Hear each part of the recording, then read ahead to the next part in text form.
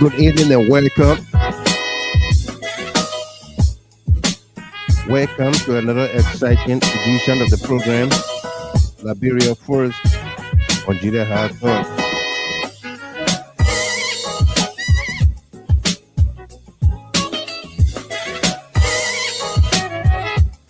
Today is Monday, March the 2nd, 2026. My name is Wild Michael Gilman. Bidding you a pleasant good evening and welcome. Today's all exciting and important broadcast. If you join us here for the very first time, we say welcome to you on this podcast. We insist to be civil. There shall be, there must be no curse word, no insults of any kind. If you don't like what we say, what we do here, we ask you to switch the channel, move to another channel, and you can come back another day.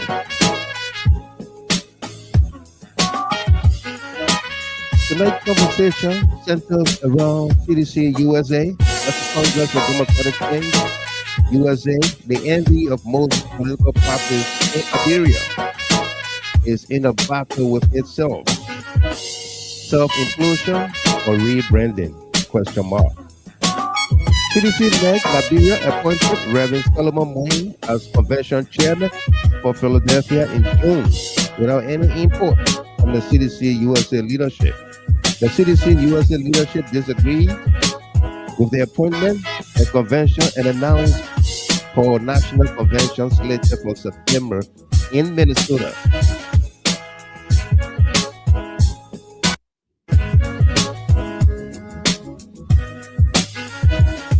CDC NEC Liberia subsequently suspended the entire CDC-USA leadership and appointed Rev Solomon Muin as officer in charge. The CDC-USA NEC met and voted unanimously to reinstate the entire CDC-USA leadership, citing several constitutional clauses. The impact, deeper, is there a constitutional crisis or war in the CDC-USA? What or who caused it? What is the way forward?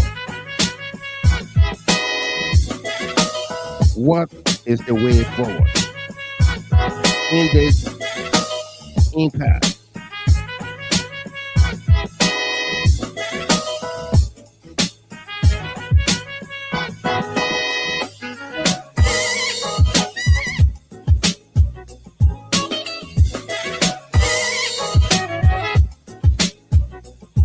If you are celebrating the birthdays, anniversaries, and special milestones, we say welcome to you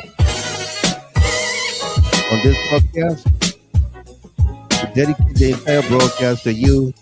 And for all of you celebrating, congratulations and be my guest.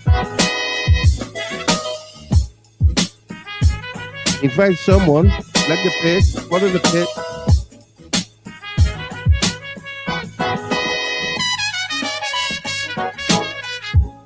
Like the broadcast, increase the algorithm.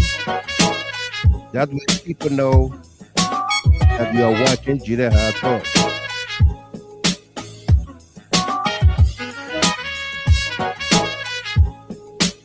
And let me welcome the big mama, Miss Dana Backett there from Tennessee.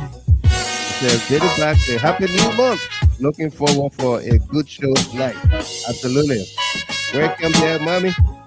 Great to see you on here as always.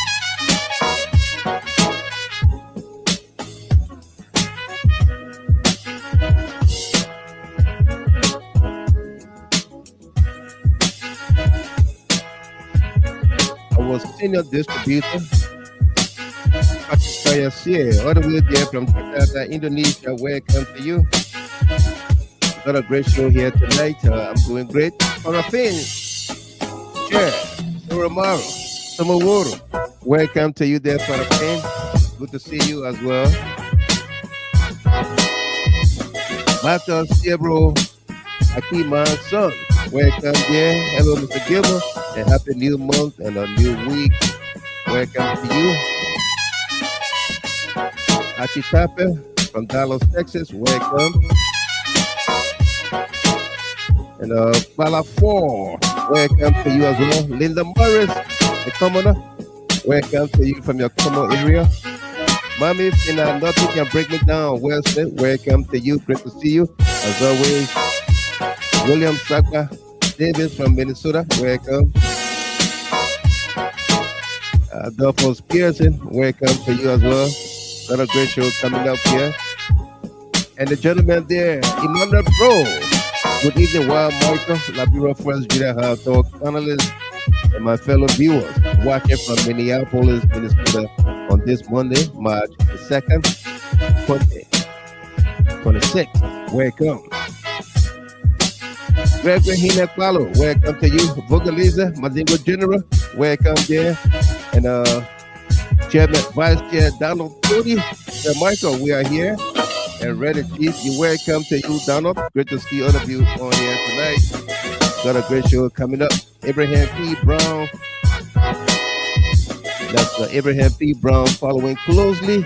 Welcome to you. And Helen Quagnon Elliott. Welcome there. Great to see you as always. Amos J. Vincent. Good to see you here, Mr. Gilmer. Another blessed night with one of the blessed sons of Liberia in control. CDC Sweet Talk with Liberia Buhara. Make the show interesting.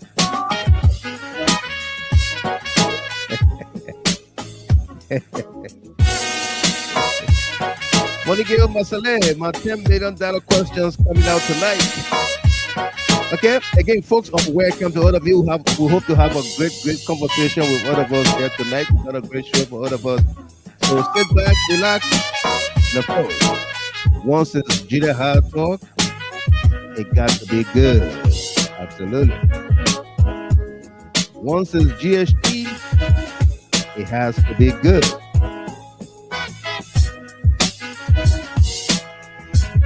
My name is Wild Michael Gilman, and we broadcast from Detroit, Michigan.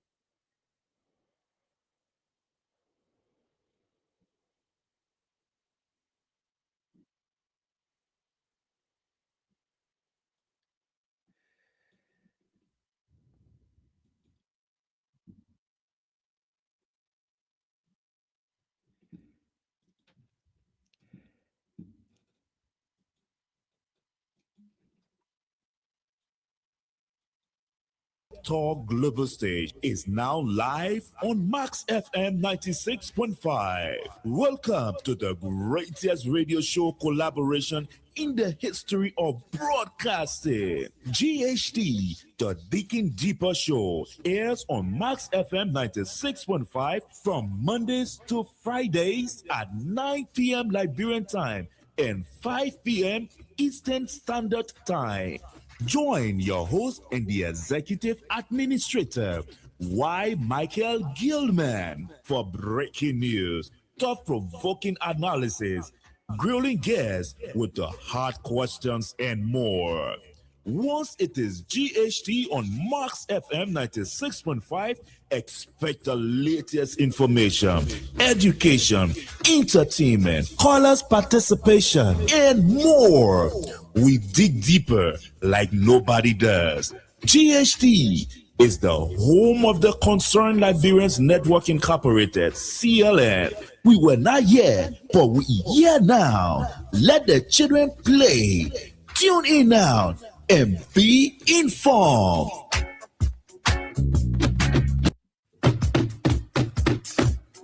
Judah Hard Talk Global Stage is now live on Max FM 96.5. Welcome to the greatest radio show collaboration in the history of broadcasting. GHT, the Digging Deeper Show, airs on Max FM 96.5 from Mondays to Fridays at 9 p.m. Liberian time and 5 p.m. Eastern Standard Time. Join your host and the executive administrator, Y. Michael Gilman, for breaking news, thought-provoking analysis, grilling guests with the hard questions, and more. Once it is GHT on Max FM 96.5, expect the latest information, education, entertainment, callers' participation, and more. We dig deeper like nobody does. GHT is the home of the Concerned Liberians Network Incorporated, CLN. We were not here, but we here now. Let the children play. Tune in now and be informed.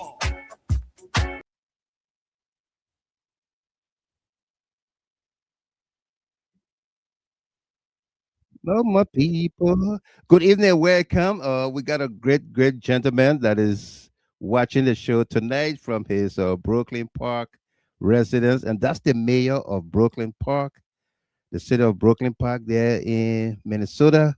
Mayor Hollis Winston. It's been a long time. He said, yeah, absolutely. He said, hi, Honorable Mr. Gilman. It's been a while. Absolutely. It's been a while, my dear friend and brother, Mayor Hollis Winston. Great to see you on here watching tonight. And you can comment. And of course, we say welcome to you. You know, this platform is all yours. Whenever you want to talk to this segment of your population, we are open for that. Okay. My regards to your beautiful wife and family, and wish them well for me. Hollis Winston is following tonight from Brooklyn Park, Minnesota. Welcome to you there, sir. Great to have you on here as well. Okay. We got a great show for all of us here tonight, folks. Yasa K. Ware, the lady from Atlanta, welcome to you there. She said, good evening to you, Mr. Gilman, and all my GHT CLN family. Welcome there. Jackie Washington, welcome to you as well. We got a great show. Tizai Wlai, welcome to you there, Pops. Good to see you there. Welcome, Arthur Solo Senior, one of the panelists, constitutional analyst. Welcome to you there, Arthur Solo Senior. Okay, folks, we got a great show for all of us here tonight. But first, let's bring you some disturbing information. No, we got to go to sponsorship first. Not those not those. Let's go to our sponsors, or one of our sponsors for tonight. And that's Joe Soccer. Joe Soccer for PA District number 185. A candidate for PA District number 185, or state representative, Joe Soccer. From river towns to quiet lanes, different faces, common dreams, together stronger than it seems. One people, one community. Joe Sacker stands for unity. In District 85 we rise, hand in hand, eyes on brighter skies. One people. We walk these streets with open hands, from river towns to quiet lands. Different faces, common dreams, together stronger than it seems. One people, one community. Joe Sacker stands for unity. In District 85 we rise, hand in hand, eyes on brighter skies. One people, one community. Joe Sacker stands for unity. In District 85 we rise, hand in hand, eyes on brighter skies. When we stand as one, we build the way for our children's future, starting today. One people, one community. Joe Sacker leads with dignity. In District 85 we rise. Whoa, whoa, whoa. One people, one community. Our cries are packed with energy. In District 85 we rise. Hand in hand, eyes on brighter skies. When we stand as one, we build the way for our children's future, starting from. Joe Saka is the candidate for PA District number 185. That's the zip code 19142. If you are within that zip code and the surrounding areas, please support this brother.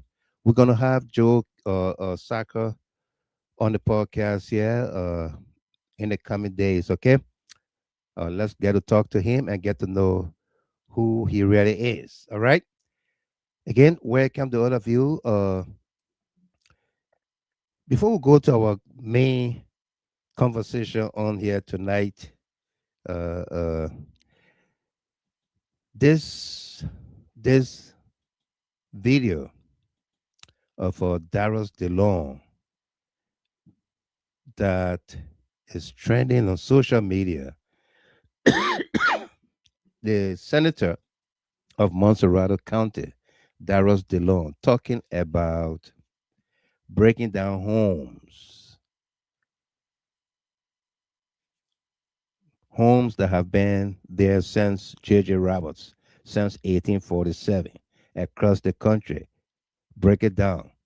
If it has to do with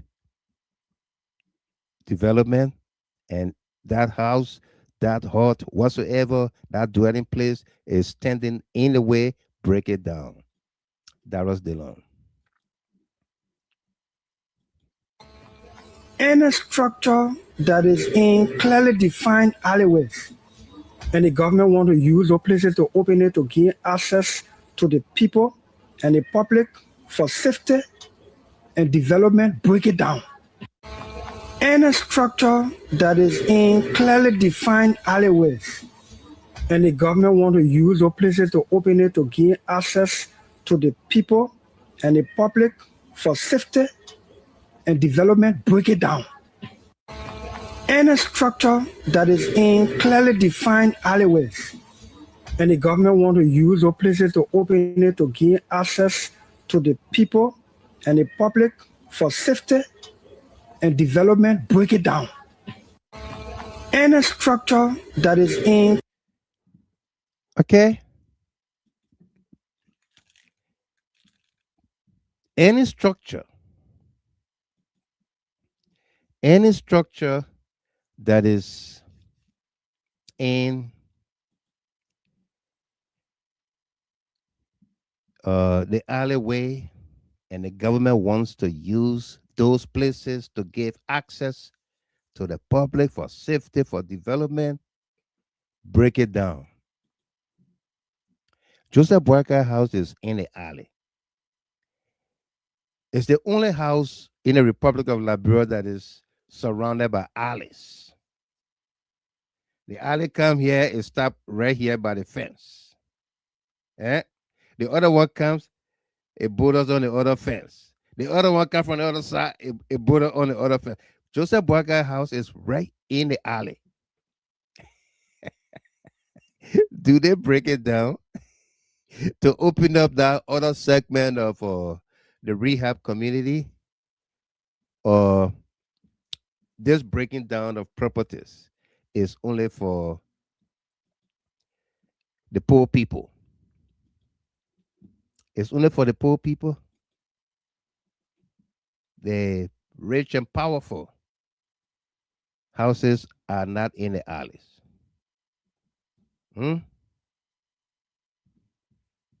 Are not in the alleys.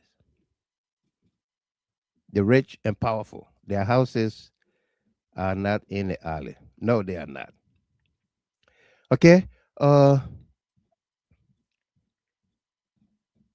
This, I want to take a look and take a listen at this ideologue. This young man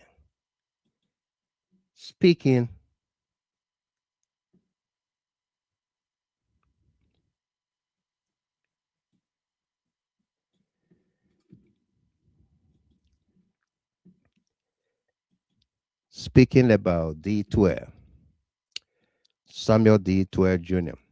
But first, let's welcome one of our first-time viewers on here, watching all the way from Bong Mines, Bong County, Liberia. That's Joseph Mulba. Joseph Mulba said, "This is my first time watching your show. I'm watching from Bong Mines, Bong County in Liberia." Welcome to you, Joe Mulba. Great to have you on here, and many others that are joining us for the very first time. Welcome to you, Mars from Atlanta, Georgia. Welcome to you as well, Jerome Weir. Great to see you on here. Welcome, Jerome Weir.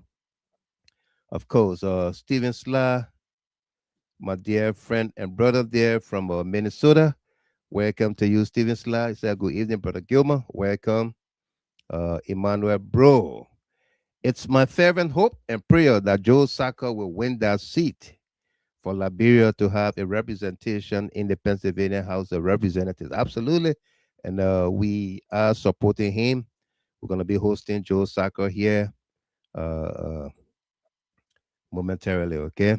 Emmanuel Bro, I'm not surprised that Abraham Darius DeLong is now showing his true colors.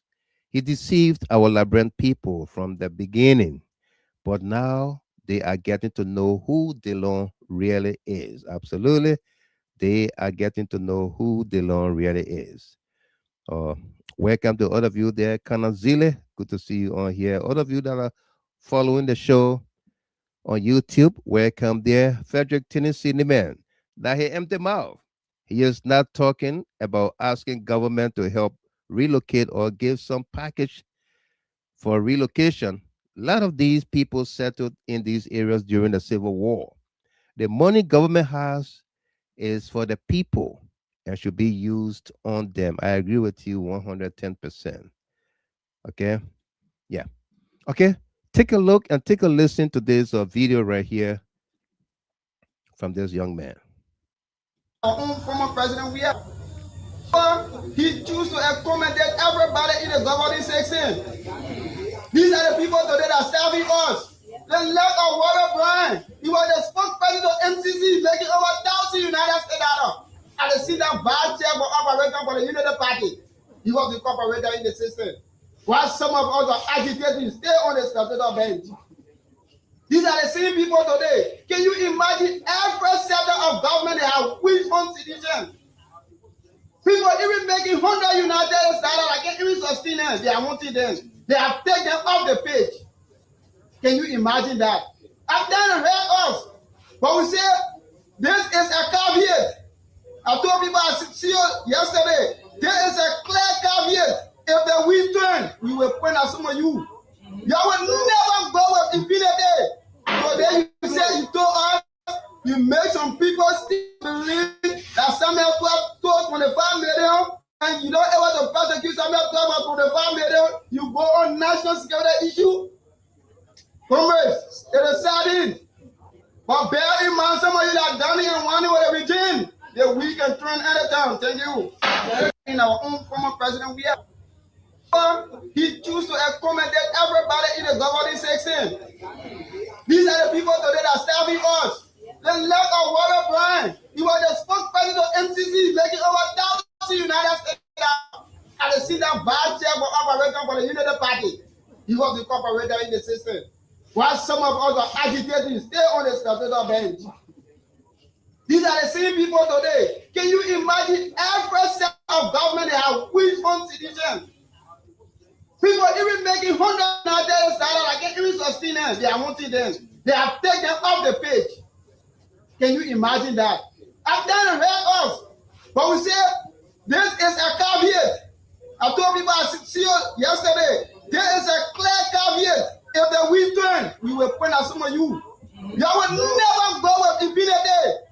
So then you say you told us, you make some people still believing that Samuel 12 told 25 million, and you don't ever to prosecute Samuel 12 or 25 million, you go on national security issue. You will never go with impunity. So then you say you told us, you make some people still believing that Samuel 12 told 25 million, and you don't ever to prosecute Samuel 12 or 25 million, you go on national security issue.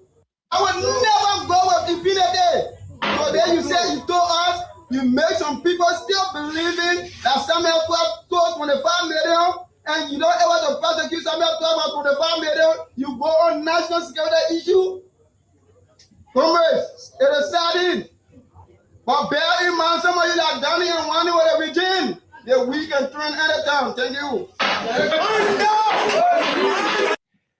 Today, you are prosecuting Samuel Twe for $6 million.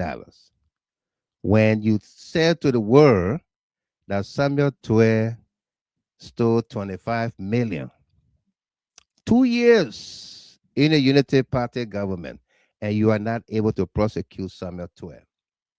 You are not able to prosecute Samuel Twe. Anyway, here is the regime speaker Richard Nangbe Kun. This is not the first time since your fault. Richard Nangbe Kun.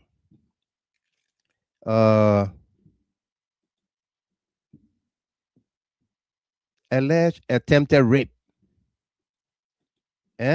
Should we say it that way?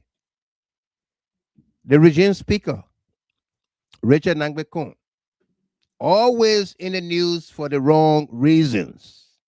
This time around, a lady videotaped him when he lured her into his bedroom using his son and securities and what have you when she had gone to collect her money, allegedly for a vehicle that he bought or sold or took from her to pay for. Okay? And she was on a sister network explaining her story the other night. Take a look, take a listen. Imagine, this is not the first time since your fault. The other lady, the other person from Pennsylvania, this guy operating using women. This man for the speaker. I'm fighting hard to edit the other video because I had naked nest. And you know we can show it. So for those of you that just joined me, look at this video. The man get no go turn your light up now to go operate. Look at your speaker. Said that everything was said and done. The woman begged and said, "Can I go to the bathroom?" And when the woman went to the bathroom, the woman saw her head and was up and then I could her head. Well, you may assume because she said I was forced in the bathroom. The woman said, "I gotta go. I never came here for this reason. I gotta go." Richard Kun is adopting women in his room, in his house, as alleged, as evidenced by these videos. And that's the speaker we are talking about. I mean, a speaker that fraudulently married her sister, Jacob. A speaker that abandoned her child in Maryland and cannot pay child support. And the girl was in 9th grade, as she said. A speaker that accused of sleeping with another woman. These allegations are usually giving the woman HIV. Prophet Keith said it on his show. Now a speaker holding on to another woman against her own will, trying to eat something, as you can see. So guys, what are we on? What are we on? I said, I mean, what's going on? What's going on? What kind of trouble is this? This is very embarrassing. The way in which the Speaker of the Republic of Liberia today, telling a female, a mother, a sister, a wife, telling a female that you are sick. And when you on it, you looking sick, you threatening. Yeah, you're a speaker possible woman. Everything about you. Liberian people, women abroad, need to know that we got somebody crazy as a. Tell your female that you are sick. And when you on it, you looking sick, you threatening. Yeah, you're a speaker possible woman. Everything about you. Liberian people, women abroad, need to know. You looking sick, you threatening.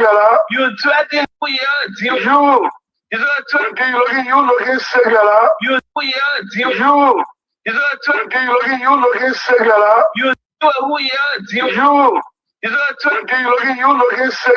you threatening. Yeah,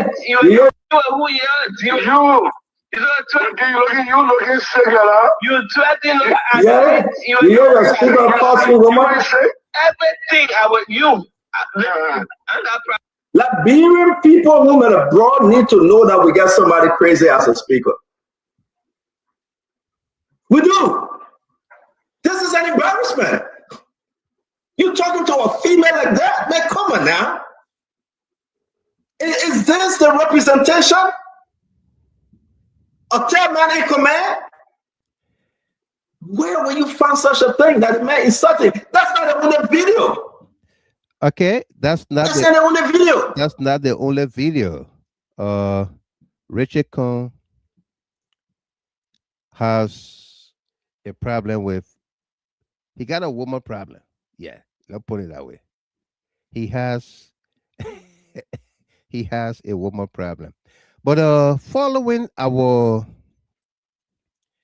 last broadcast, when we hosted the CDC-USA purported suspended leadership, Yahya Talata Sharif and team on here, somebody cut this video from the clip, from the broadcast, and put it into circulation, send it far and wide to certain people, and it got to me. But I want you to listen to this portion. What messages they sent out there along with this, but it got back to me because we are the Digging Deeper department. We are the Digging Deeper department, right? Wally Kende, welcome to you. Hamilton Tape, good to see you on here. We are the Digging Deeper department. Nothing hides from us. Take a look and take a listen here, and then I will ask you my questions and your feedback. Deputy Minister, Assistant Minister, Director, Deputy Director that came from the United States, that worked in the CDC government, and when we lost the election, they are all back in the United States. Some of them are National Executive Committee members. They hold big positions in CDC. In their various locales across the country. You can never see them at any gathering CDC.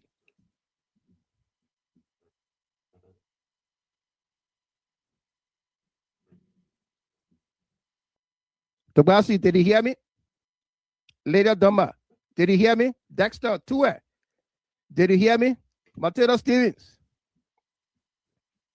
Matilda Stevens said, Mr. Gamer, you know, the party will put this in a newspaper because they're looking for something to make them happy, thinking that it will make them to win 2029 elections. But allow.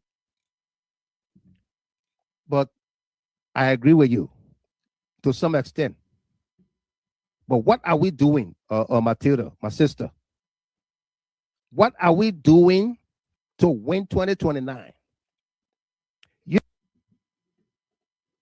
Deputy Minister, Assistant Minister, Director, Deputy Director that came from the United States, that worked in the CDC government, and when we lost the election,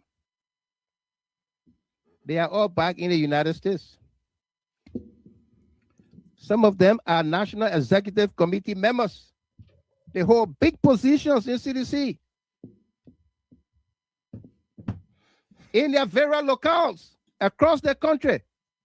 You can never see them at any gathering CDC.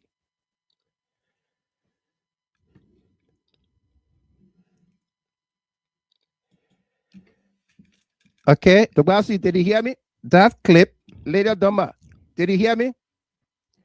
That clip, I am told, was put in circulation, was cut from the video, the broadcast, and sent to a select few. It was sent to a select few. But then it got back to me. Somebody said, Mr. Gilmore, this is what going on. And some people got issues or exception to this.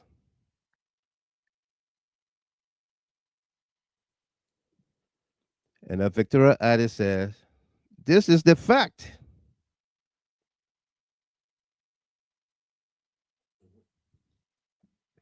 What is wrong with that statement? With the statement? It's a fact. Absolutely. It is a fact that we have uh, uh, some people who were officials in the government, the CDC-led government, who are executives in the Congress for Democratic Change, by extension, the Coalition for Democratic Change, the whole executive positions. And they are here in the Americas, in Europe, across the globe. And decided not to participate in anything CDC USA, whether at the national level or within the various chapters in the states where they are. They refuse.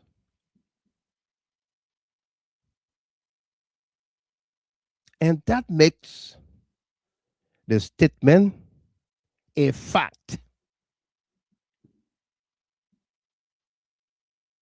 It is no lie. Leader Doma says, absolutely. It is no lie that we have former government officials in the CDC government and executive members in the Congress for Democratic Change.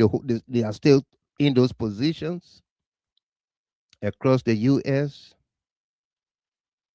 but chose not to align themselves with the membership in the various chapters of CDC USA, with the leadership or whatsoever. Why? We don't know. Reasons best known to themselves.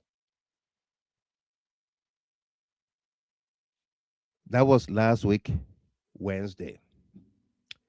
Today, we are supposed to play host to Rev Solomon Muin. The CDC National Executive Committee, Liberia, appointed Rev Solomon Muin as convention chairman for Philadelphia in June without any input from the CDC-USA leadership.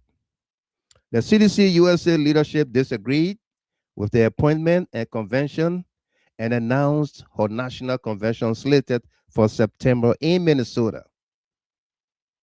CDC NEC Liberia subsequently suspended the entire CDC-USA leadership and appointed Rev Solomon Muin as officer in charge.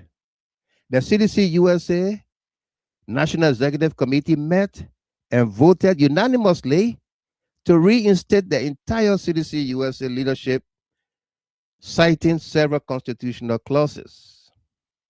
The impasse deepens. Is there a constitutional crisis or what? What or who caused it? What is the way forward? What is the way forward? Now, following our broadcast on last Wednesday, Rev Muin, the NEC Liberia appointed officer in charge or convention chair and officer in charge, wrote us a letter asking to appear on the show.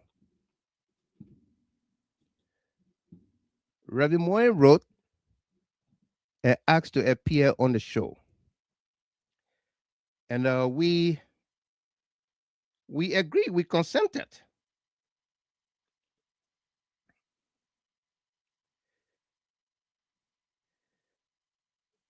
Okay. This letter dated February 26, 2026. Mr. Wild Michael Gilman, host GHT Talk. Dear Mr. Gilman, Greetings. I write on behalf of the CDC-USA Convention Committee, acting pursuant to the mandate of the National Executive Committee of the Congress for Democratic Change, to respectfully request an opportunity for the committee to appear on your program to provide accurate, timely information to the public regarding the committee's mandate, scope of work, and preparations for the forthcoming CDC USA National Convention. Given the level of public interest and the importance of transparency, we believe your platform offers a valuable opportunity to clarify the convention process, address questions from members and the wider diaspora community, and promote unity, constitutional compliance, and peaceful engagement among CDC partisans. We will be grateful for the opportunity to participate at a time convenient to your program schedule. Please let us know your availability and any logistical requirements for the appearance.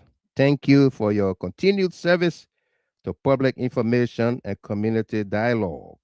Respectfully, Rev Solomon Muin, Officer in Charge, CDC USA, Chairman, CDC USA Convention Committee. Okay? And so, following the receipt of this letter, we responded in the affirmative and agreed to host Rev Muin. We prepared the flyer that you saw we posted around almost 2 o'clock this afternoon. I first shared the flyer with Rev Muin this morning, or better still, I think, let me get the exact time that I shared the flyer with him. I shared the flyer with him. He saw the flyer and said we should put his titles on there, that he's officer in charge, he's convention chair, and what I feel. I said there's no contestation to that. You were appointed by NEC Liberia, and there's no contest to that. We will accord you due recognition in that regard. In fact, when we introduce the flyer to the public, we will definitely say that. I sent the flyer to him on last night around 10:15 p.m. That was Sunday, 10:15 p.m. I sent the flyer.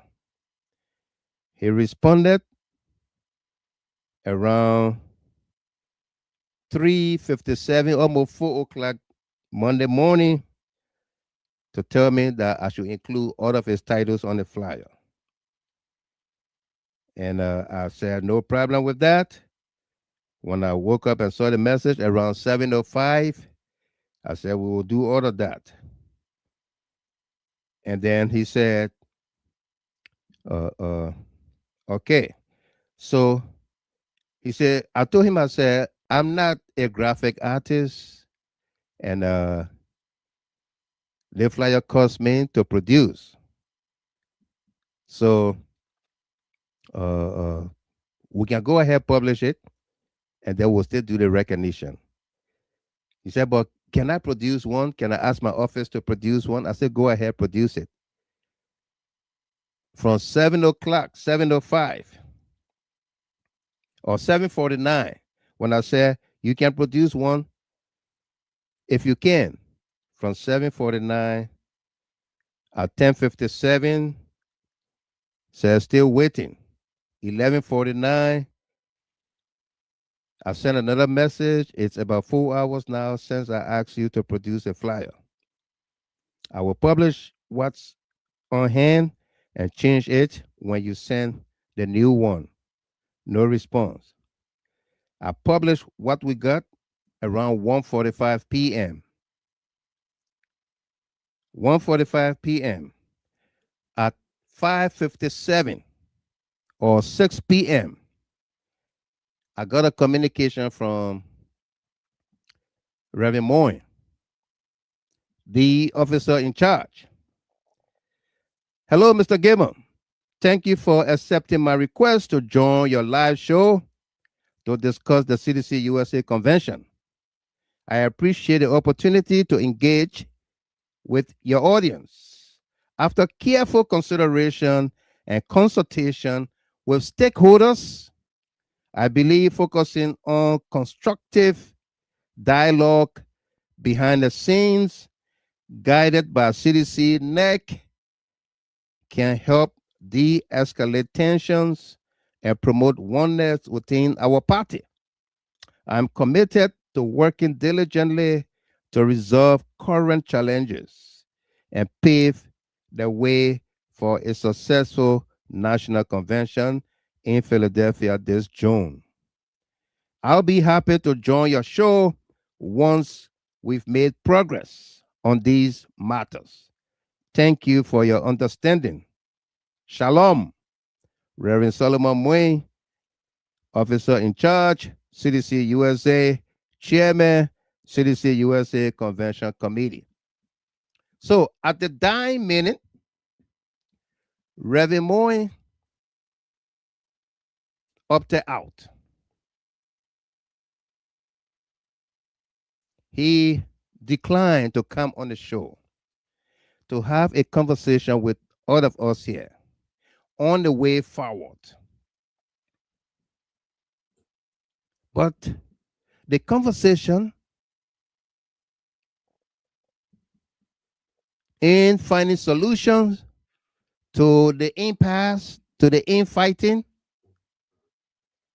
and everything that have caused the CDC USA to look splintered, he refused to come to hold a conversation with all of us. It is no secret anymore what is happening in the CDC USA. It is no secret. There are two conventions, June, September. CDC Liberia have appointed Muin convention chair and subsequently suspended the leadership of CDC USA and appointed him officer in charge. The CDC USA National Executive Committee met and took an action. Whether they have the authority to do so, they took an action to reinstate all the alleged suspended folks. Okay? They did. And then here we are. Here we are with an impasse.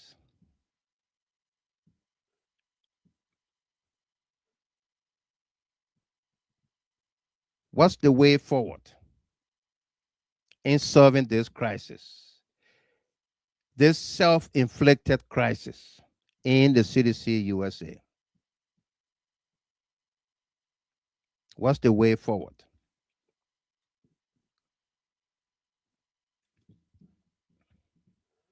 Why did Rev Muin decide at the last minute to flip on us, alleging stakeholders' concerns and whatsoever? Who are the stakeholders. When was this decision made? Was it at the meeting last night? There were two meetings last night. Two CDC-USA meetings last night. One conducted by Rev Muin and the other conducted by Yahya Talata Sharif. It was heavily circulated that His Excellency President Weah was going to be in attendance with the Rev Muin Zoom meeting. I don't know whether His Excellency was there. I did not go to any one of those meetings because I was planning to host Rev Muin tonight, to chart a course of action.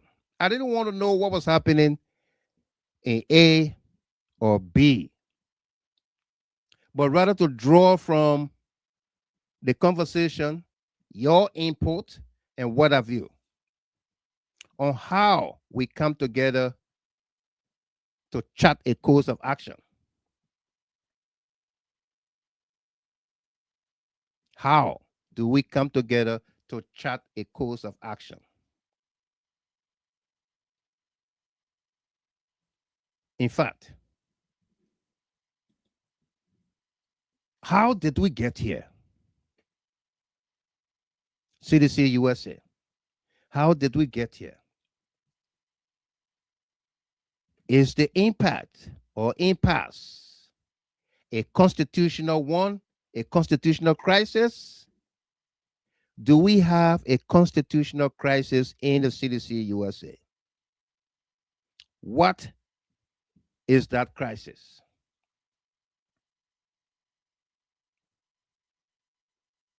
What is that crisis? Do we have a crisis?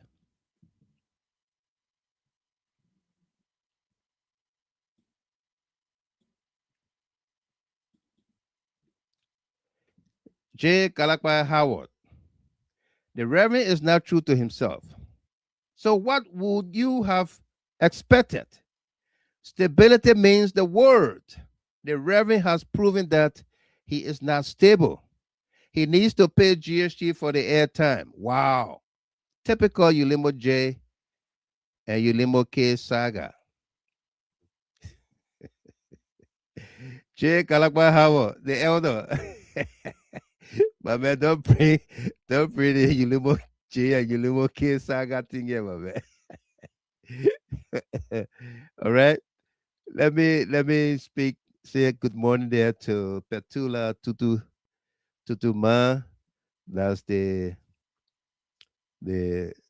spouse or fiancée of the late General Tapla Z. David. She said, good morning, Daddy. Good morning to you there, Petula. Good to see you on here. I hope you're doing well, okay? We haven't spoken for a minute, but I will try to call you so that we can talk, okay? Let's catch up a little bit. All right? Welcome. Good to see you.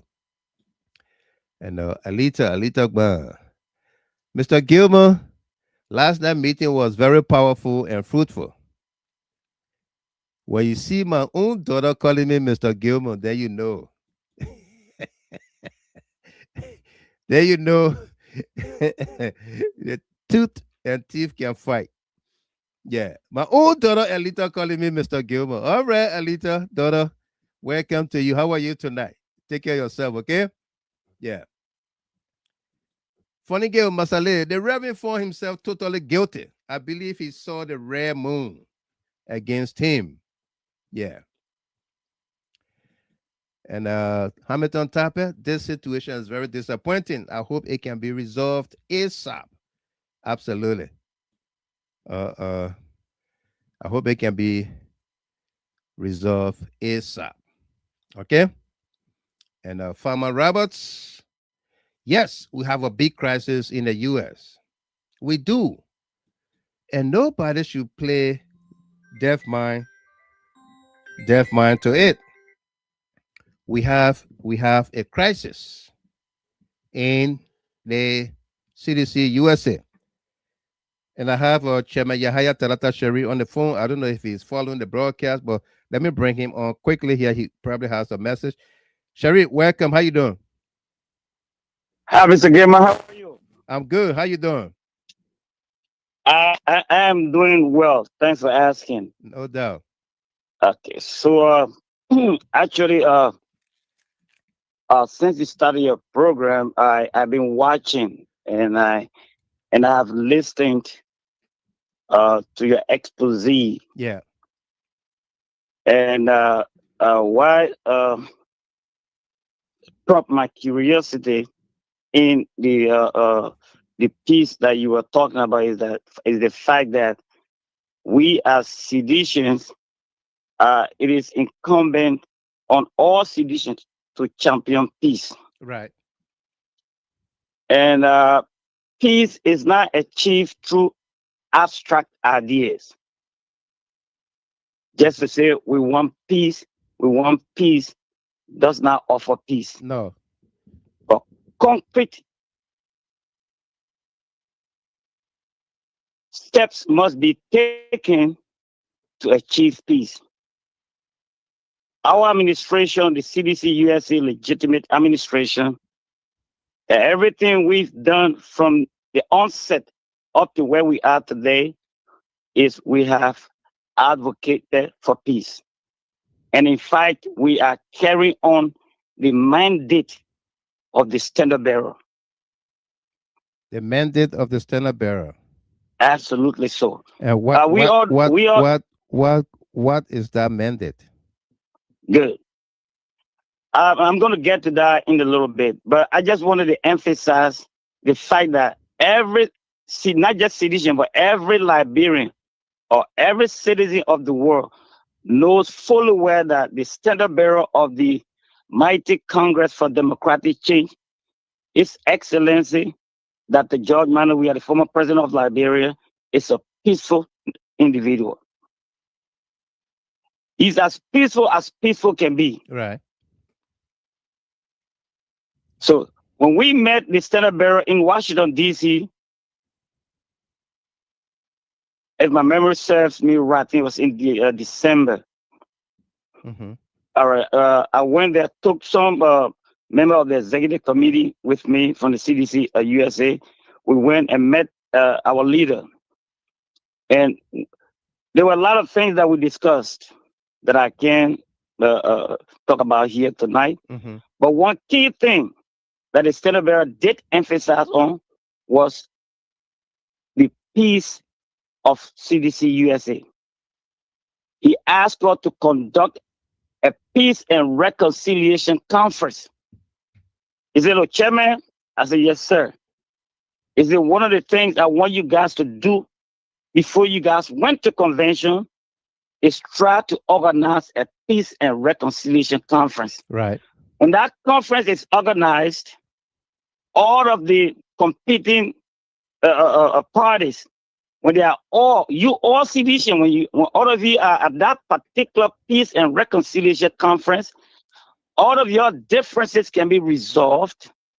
And then now you start, you smoke a peace pipe, you big bread and eat, you have fun, right, and then re-establish broken relationships. And the partisan see partisan as their fellow partisan, no more. And enmity, you don't look at your fellow partisan as your enemy anymore. That way, when we have achieved that peaceful coexistence among us as partisans, right. Now, if we went to convention or to a convention, that convention will be peaceful. Whatever result that derive from that convention will be respected by all of the parties concerned. Right. And we thought that was a brilliant idea by our standard bearer, former President George Weah, because knowing fully well that regardless of how we put it, there are serious disagreements. So why can't we go to a peace conference first, try to resolve anyone who means well for this institution? Mm-hmm. We advocate for a peace conference. Because if one party say, okay, we're gonna go to a convention, and the other party say, okay, we're not going to attend that convention. There's still conflict. We are still split. But what can we all? Why is it that certain individuals are so opposed to us having a peace and reconciliation conference as suggested by the Standard Bearer?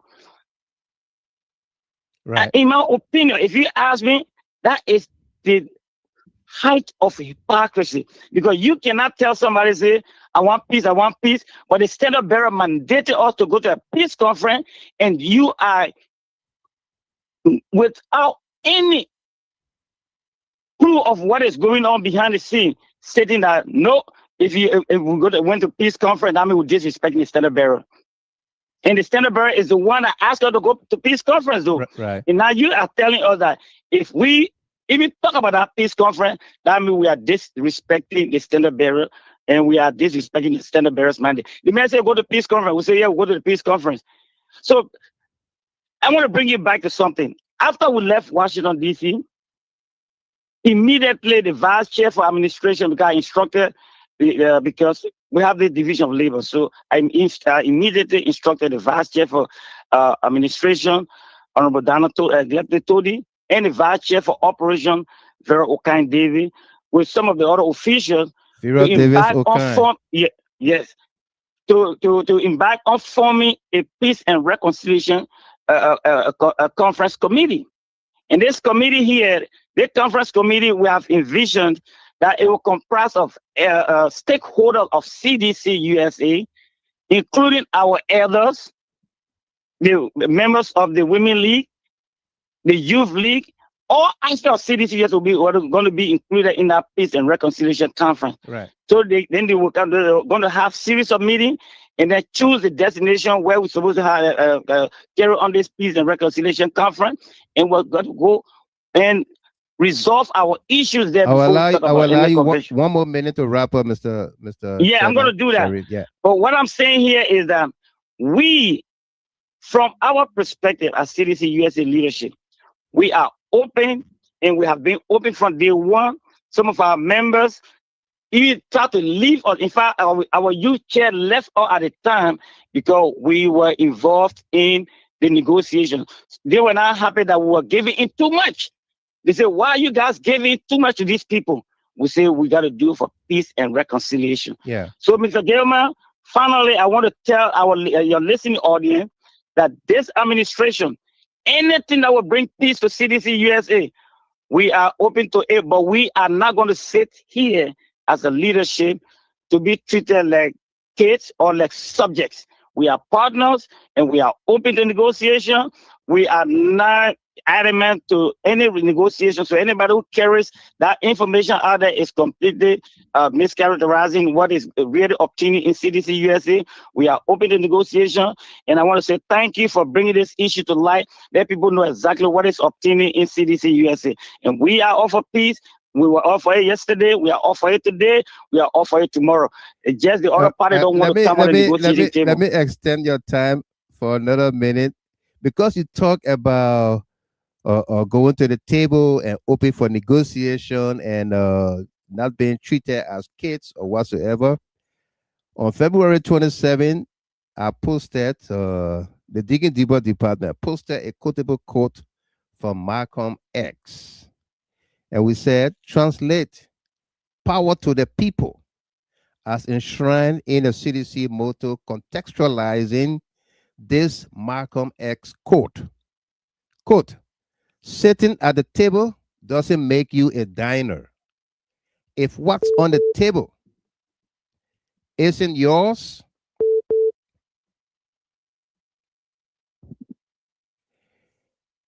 if what's on the table isn't yours, you are not eating.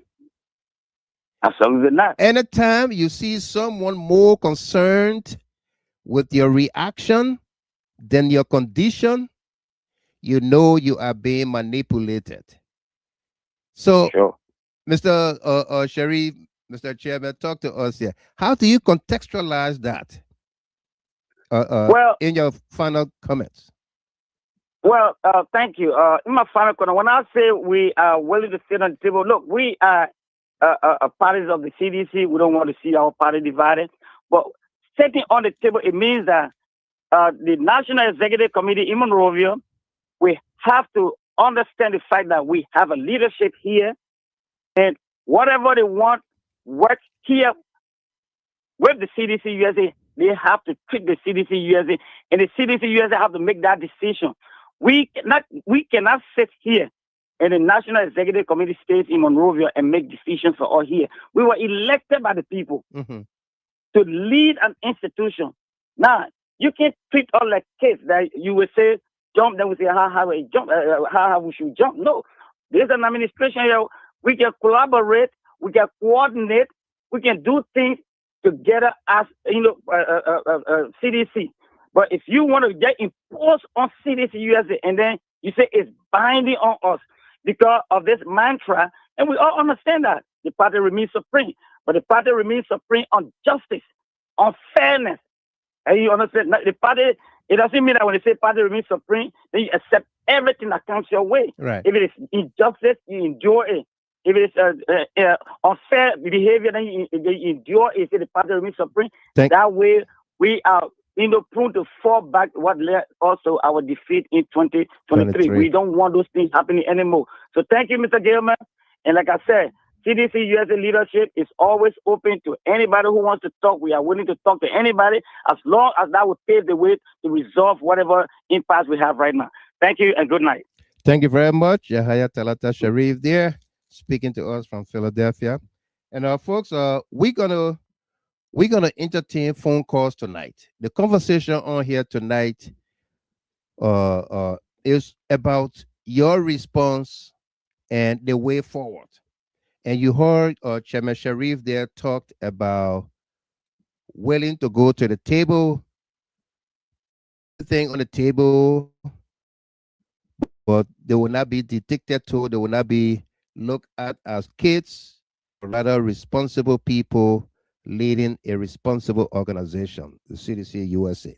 All right. So our telephone lines are open anytime during the broadcast. You can call us here. I will post the number, but you already know the numbers. 313-957-9702. Let's take Donald Tode. Vice Chair Tode, welcome. How you doing? Oh, I'm doing fine, Honorable Sir Michael. Thanks for the honor to be on your show. You called. You probably have something in mind. Yes.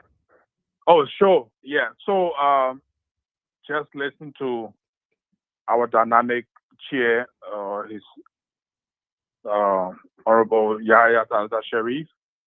And he was so eloquent in expressing where we stand. A long way. I don't know of any leadership in recent times that has stood the test of time. I know Madame Constance Wopus's leadership was tested, but for ours, we have sacrificed a lot. And to have come to this point of what I would call chaotic friction within this institution is just disheartening. This was an easy ride, and some people have made it a thunderous ride. This should have been resolved, but because of undermined decisions or how do you call it, negotiations and agreements that were set up that has brought us this far. Right. I did 2 writings today. In my first writing I posted, my first post, some people received it well, some people questioned it. It was just short and simple, conversation with people calling me, asking me what's the way forward. And I pointed out the way forward. And that was derived from the recommendation of the Standard Bearer, when we met him, or some of our leaders, because I was not part of that. It was just emergency. I couldn't make it. When he brought the message that this is what the standard bearer wants to be done, it is like ASAP. And when the chairman called us to meeting, then Neil, we sat down, deliberated, and put together the idea.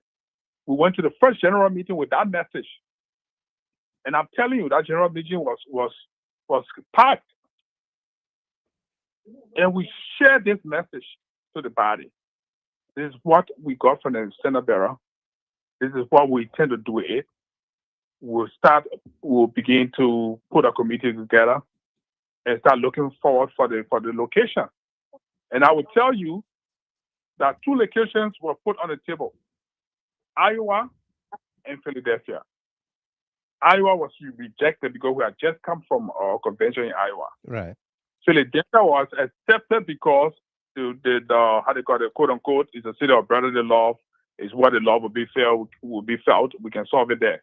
It'll be easy ride. Yeah.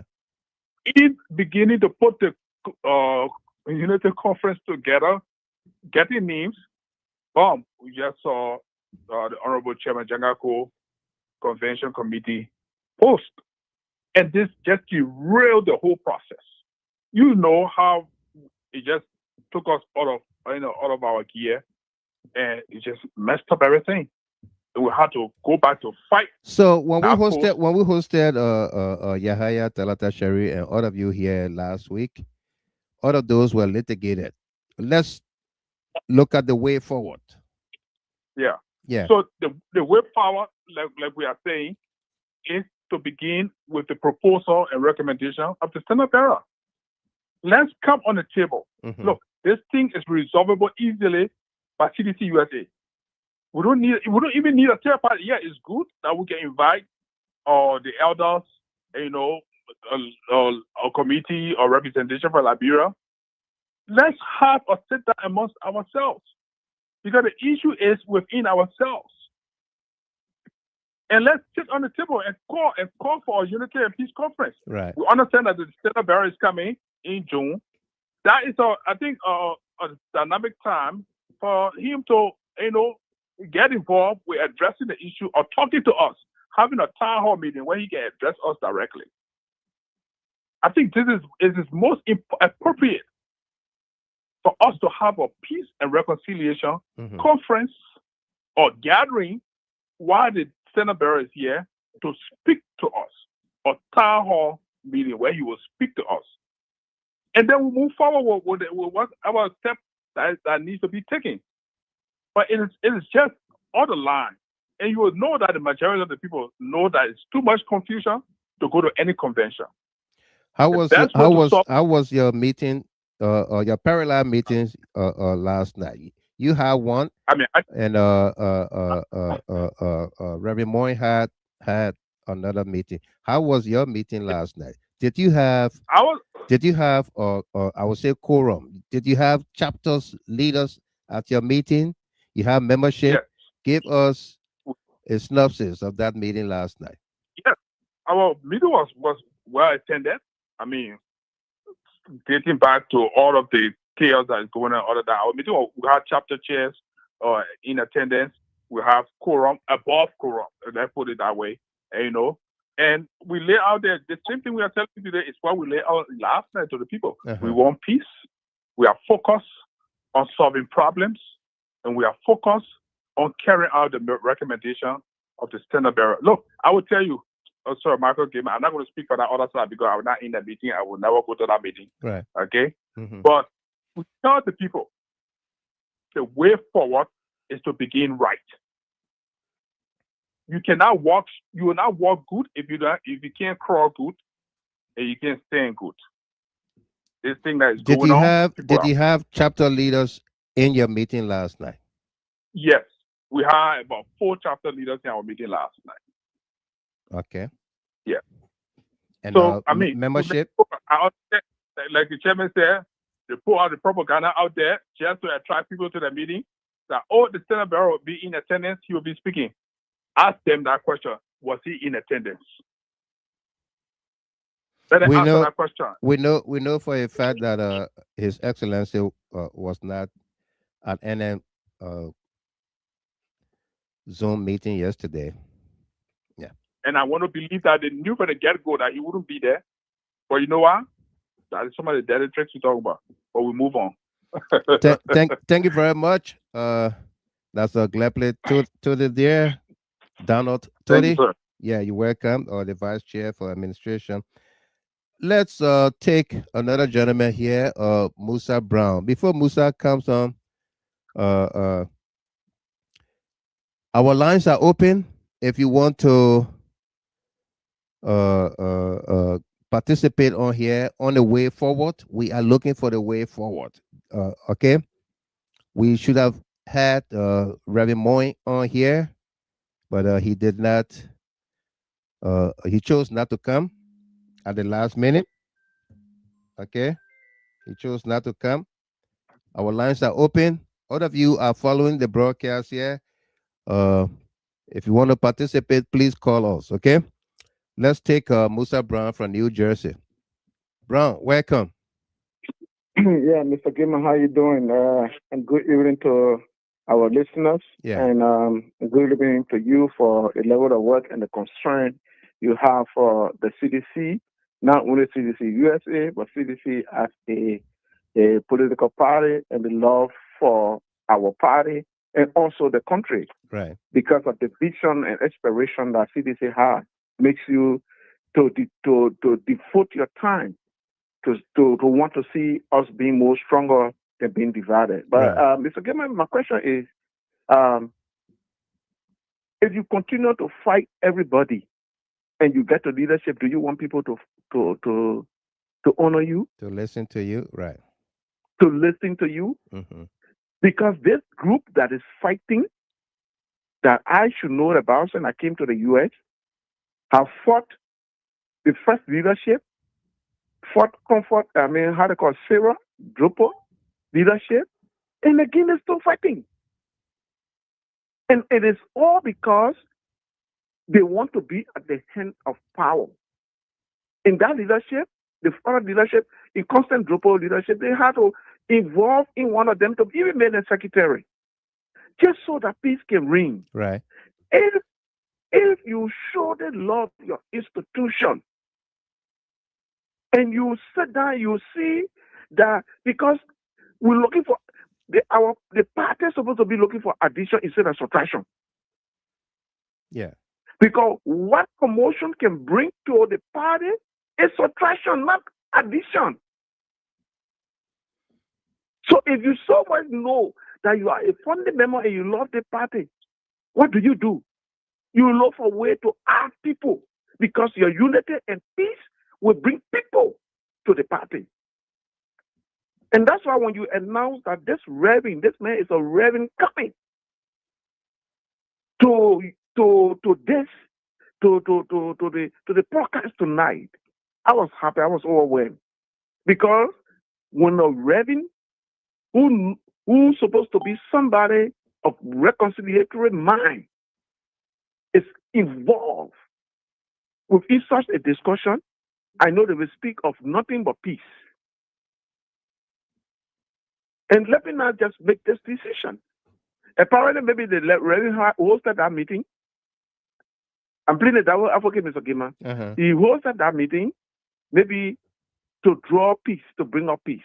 Let me give him the benefit of the doubt. Right. I'm giving him the benefit of the doubt because as a reverend, that's what he's supposed to be pushing. But for us to see ourselves divided, I don't know how the other guys will feel. For both sides, everybody claiming right. So if you so much love CDC, what do? You lay down your right, like we said. The party remains the one. The party remains supreme. It's not about the pride you take. It's about laying down your pride and follow party mandate. So advance your way forward. What do you think is the way forward? I come in, Mr. Gima. the party mandate, the first mandate of our party is peace and reconciliation, Right. loving of people. They were coming. The recommendation that you want us to speak about, they were coming. Our party mandate, party remains supreme, is peace, to make sure that we keep peace. That peace is at the center of our party, because the man will follow every time he has an opportunity to speak. His first word will be peace.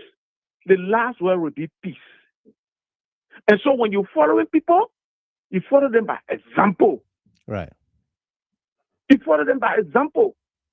So, like you are saying tonight, we are appealing, we citizens that don't want to be in leadership. We just want to see our party moving forward. I appealing to Prince Shario, me according to their name, because that the troublesome according to Prince Shario can talk plenty. And my brother, he's from Cape Town. Mm-hmm. Prince Shario, Mana Giorgio, whosoever that is connected on the other side, that got grievances, that continue to have grievances from one leadership to another, we backing your gentlemen. This party remains supreme, and the supreme body of this party is peace. Let's lay down our ego. Come to Talata, call Talata up on the phone, because this is America. Call everybody, let us sit down on the phone and reconcile and find a way. Right. Yeah, gentlemen, we fought for long, but this is what we can do. Say we have fought for long, but we can't continue like this. If we will move forward, if we will win, if we want to win, then it means that we work together and forget about what happened in the past. This is my appeal tonight to every citizen. No matter how angry you are, but we're begging you guys, please. More especially the reformers. Please forget about reforming. Come to CDC-USA. Let's push the agenda of our party.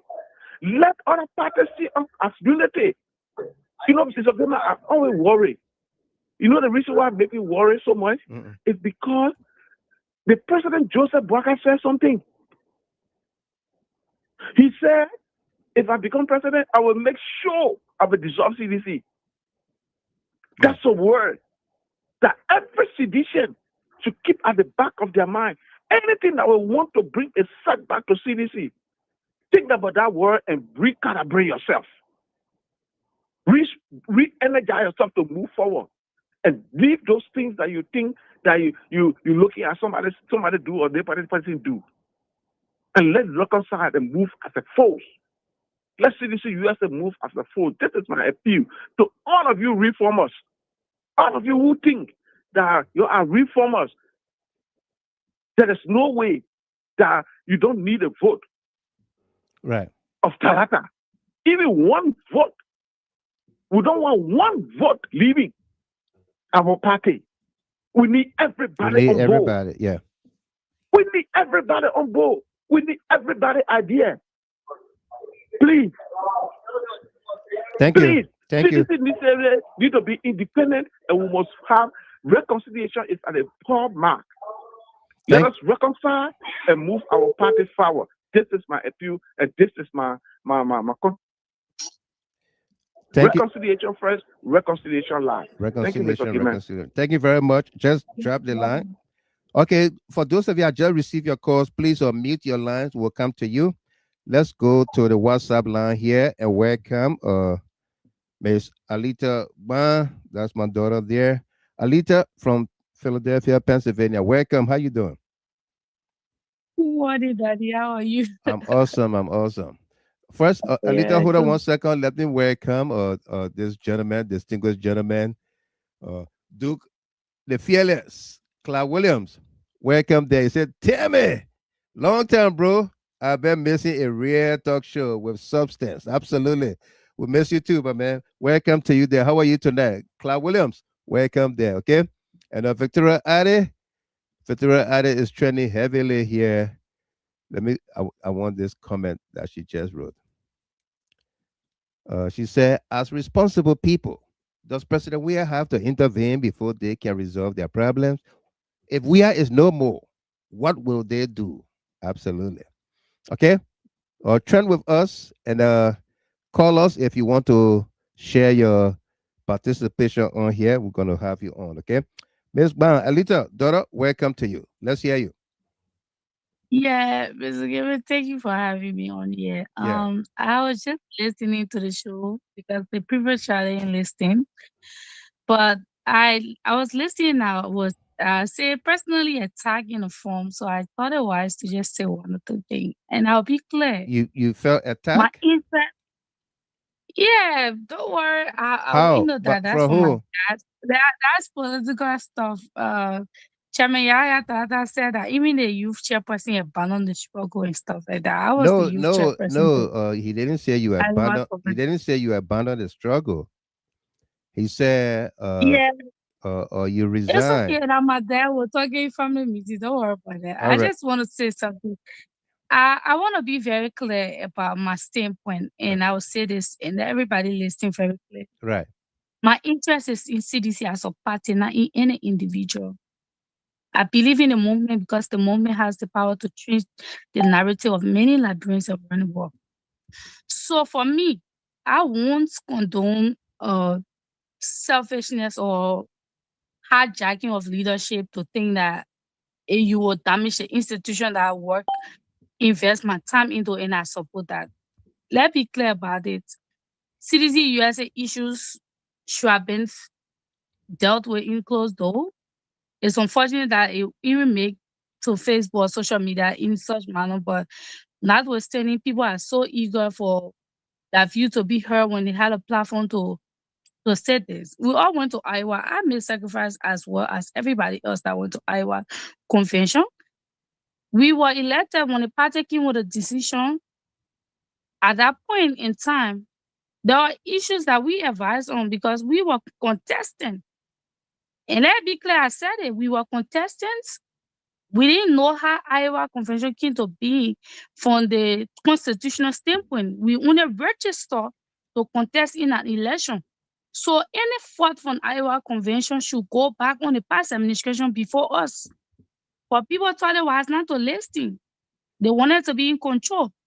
Now you went to a point where in discussion where hey, you agree upon those agreements. As I resigned when the issue was put before me and the circumstances surrounding that, I had interest to rerun. So I stepped aside and I advised others to do the same. But notwithstanding, people felt that at some point, oh, I know it's the center above the party. Let me tell you, let me be clear.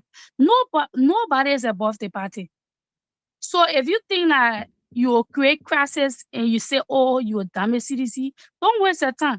People stating that, oh, Let me ask you, while Liberia coming in, who created the crisis? the crisis started from the past administration before Yaya Tata came to. Tata was a contestant in the Iowa convention. So any mistake that was made before So the Iowa crisis, convention came from the constant double administration, yes. so the It, crisis. Let's consider the crisis as a crime. So it got transferred to Yahya Talata Sharif. they inherited a crisis that had Eh? nothing to do with them. They inherited a crisis that had nothing to do with them because they were contesting, we were contesting. If So then, constant if they double inherited, if they constitutionally, inherited, you're gonna go on, daughter. If they inherited a crisis, and we all recognize that crisis, why can't we fix it? Why continue with the crisis? okay. Listen, the fixing came to be. The party came to be. I got the constitution of the party, Article 18 or CDC USA Constitution Section 1. In terms of leadership characters in USA, Liberia comes in to take charge. So when people ask why is Liberia being involved, it's constitutional mandate. But I have the constitutional screenshot I can send to you. I have the whole constitution. Where is the Article hold 18, on? Section 1. I will go to it. I have the whole constitution, like 18-page document. I have it. Where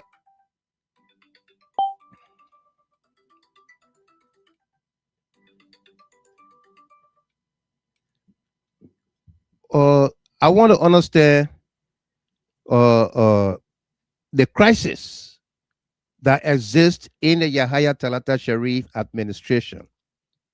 The constitutional crisis. Where is it? Or what First is of it? all, Yeah.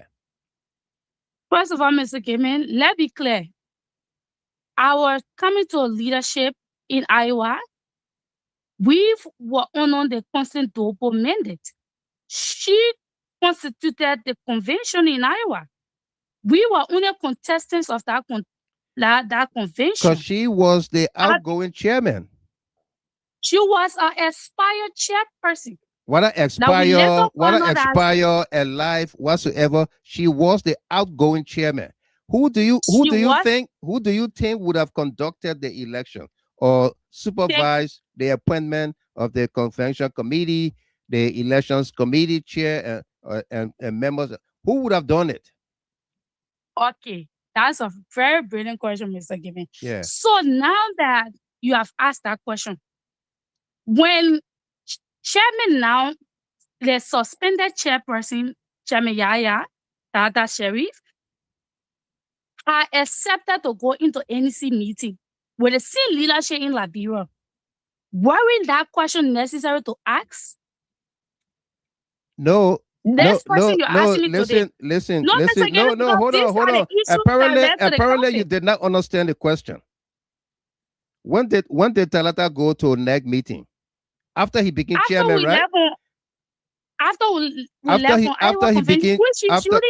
Hold on. Let's talk one at a time so that everybody understands us. When did Talata go to the NEC meeting, Liberia NEC meeting? Was it before Iowa or after he became chairman? When Iowa convention was held, qualms were made, people state issues. Now Liberia came in. When Liberia came in, the leadership, Talata was never a chairman at that time. He was elected. He was not the chairperson. Until inauguration, he becomes the chairman of CDC-USA. So at that moment, Constant Dopo was the chairperson. Let's say you are not answering. You are not answering.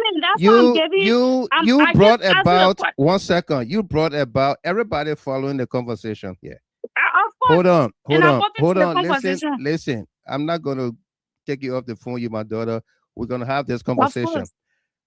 You brought about the issue about Talata Sharif going to NEC executive committee meeting. He inherited an issue. Yes. And he inherited an issue. He went to a NEC meeting. When did he go to the NEC meeting? Before Iowa or after Iowa? He went to NEC meeting after Iowa. After he became chairman.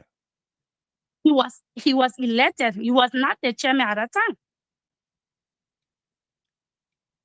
So what happened after Iowa? What was the change? What was the change? What was the change for Yahya Talata Sharif after Iowa? So even before Iowa conventions, Commerce was stating qualms of the legitimacy of Iowa convention. We all were contestants. I didn't have the power to question, to say, oh, I couldn't go when the party. For me, the party was in line with Iowa convention. So let's be real about that. When we got to Iowa convention, we were elected at Iowa convention. When we had returned, then the NEC decided to come in from Liberia. When they came in from Liberia, a meeting was called. Instead of Constant Dopo, who took us to Iowa as our chairperson, at that time, Yahya was just elected, not inaugurated as chairperson of CDC-USA. Once you are elected, you wait till inauguration to become the official chairperson of CDC-USA. So Constant Dopo was still in charge because Constant Dopo had to turn the mantle over to Talata after Iowa convention. So instead of Constant going to NEC meeting, Chairman Talata went there and he agreed for the NEC to have a mediation committee comes in to investigate whether Iowa convention was legitimate. When he agreed upon that agreement to accept that the mediation committee comes in, when the mediation committee, which he agreed upon, came in to investigate the form Iowa convention, discredited it. They found it not legitimate. Then they gave the OSF view and they went forward. When the mediation committee, which Chairman Tata agreed on, gave the OSF view, that was when the more force from Liberia came in. Then they brought the central administration, wherein Chairman Tata to agree on the terms of reference that came with it. Why refer to him as Chairman Talata if you say the way he came to be was flawed, was unconstitutional? He was my chairman for, should I call him Yahaya, or I'll say Yahaya because he's suspended. But out of respect, he was once my chairperson for PA chapter. I have respect for him. It's not nothing personal, Mr. Gimme. Absolutely I have not. nothing personal. Nothing personal. And but I respect I want to get the understanding, like everybody else that are following. Okay, people are trending that you're not saying anything. Like Alex, I'm not saying anything reasonable because it doesn't agree with it. She's talking nothing. He's not the only one. It's okay, but what I'm trying to find out from you, you is, who did you expect besides Constant Swen Duopu administration? Who did you expect to put together a convention committee, an elections committee after her term was over? Who did you expect to do that? Who did I expect to do that? Yeah. We were going to go, she and our NEC were going to the Constitution and properly done it well. Because if it was properly done, we wouldn't be in the issue, we wouldn't be facing the issue today. What constitutional clause she would have referred to, and then it will be binding on everybody? What constitutional clause? What constitutional clause she got found? Yeah. Provided if the wording or clause that she properly understood. That's why we should have faced Liberia first before she constituted the convention. Because if she wouldn't have done it, Mr. Gimme, and in as much as everybody is angry and people are suspended, I don't feel good about it. But those issues generated from constant double leadership. Chairman Yaya inherited issue that crime,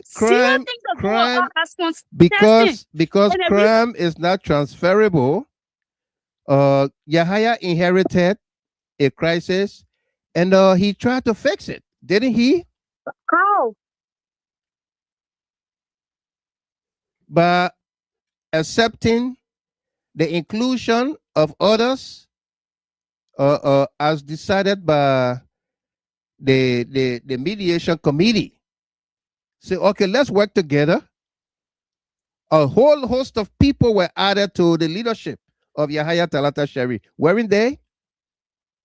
People were added on the influential leadership. Is that not a fact? It is a fact. And the leadership, okay, so what made it allowed to function? What made it difficult for people to work with him? The leadership was allowed to function, Mr. Gaiman. After that meeting that everybody was included, people made a choice to resign from the position they were appointed or not. It was an internship leadership. People were appointed. People had a personal choice. Mr. Gaiman, do you answer why somebody decided not to serve at a point in time? Because there was a clause that if people serve on that leadership, they wouldn't be allowed to contest. And other people have future interest to contest, Mr. Gaiman. So you don't expect them to serve on that leadership when that future interest will be jeopardized. That was the reason why people didn't serve. Because if they would have served on that leadership, per the clause in the term of reference, they wouldn't be allowed to contest in another convention, in the upcoming convention, because it was an internship.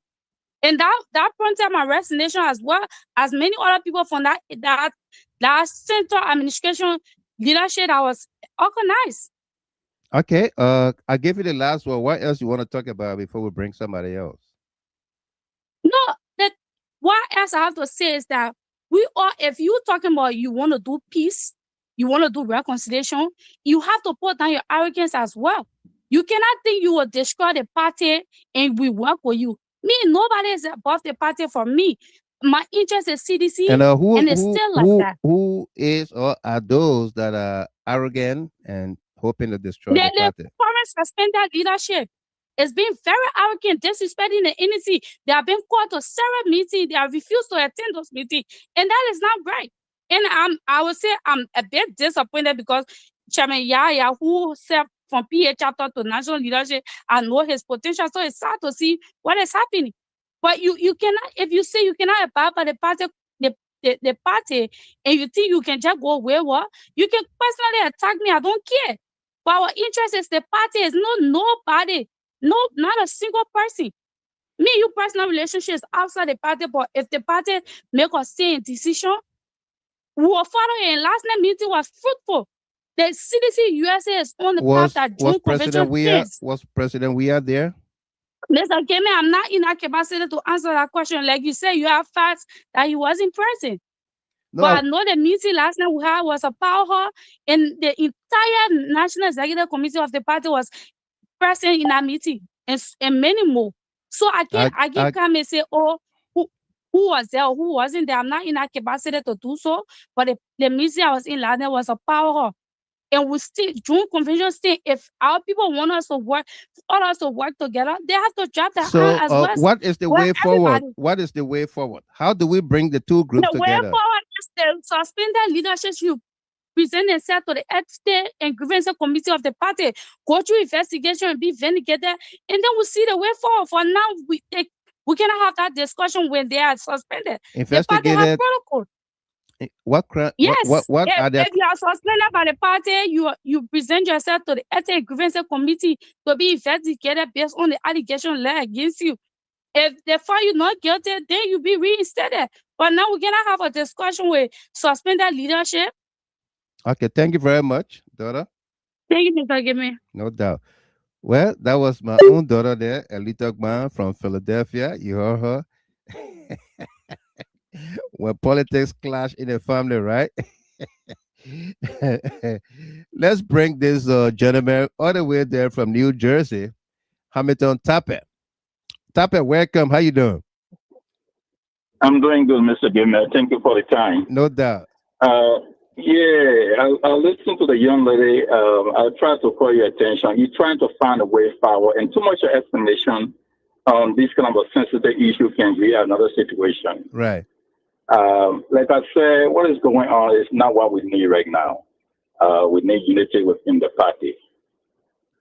I don't have any kind of information why the crisis occurred, but my suggestion, the way forward, I think, thank God that the person that is appointed to that position is a Reverend. Looking at the crisis that is unfolding in the party, I think the Reverend should do the needful to come so he can step aside. Right. If the Reverend failed to do that, I think the leadership in Liberia should take a decision to ask the Reverend to step aside so that they can find means how the party can reconcile, or the leadership within the USA can reconcile, and then find a way forward. That's my suggestion. Thank you very much, Hamilton Tappet. Thank you. And last thing, Mr. Gimel, like I said, I don't have the full information, but the leadership in Liberia, when they're taking the decision, I think they have to do it in consultation with the leadership in USA. In the USA, yeah. Yeah, they cannot just make decision and then informing the leadership in USA say, oh, this is what we decide to do. No, they cannot do it like that.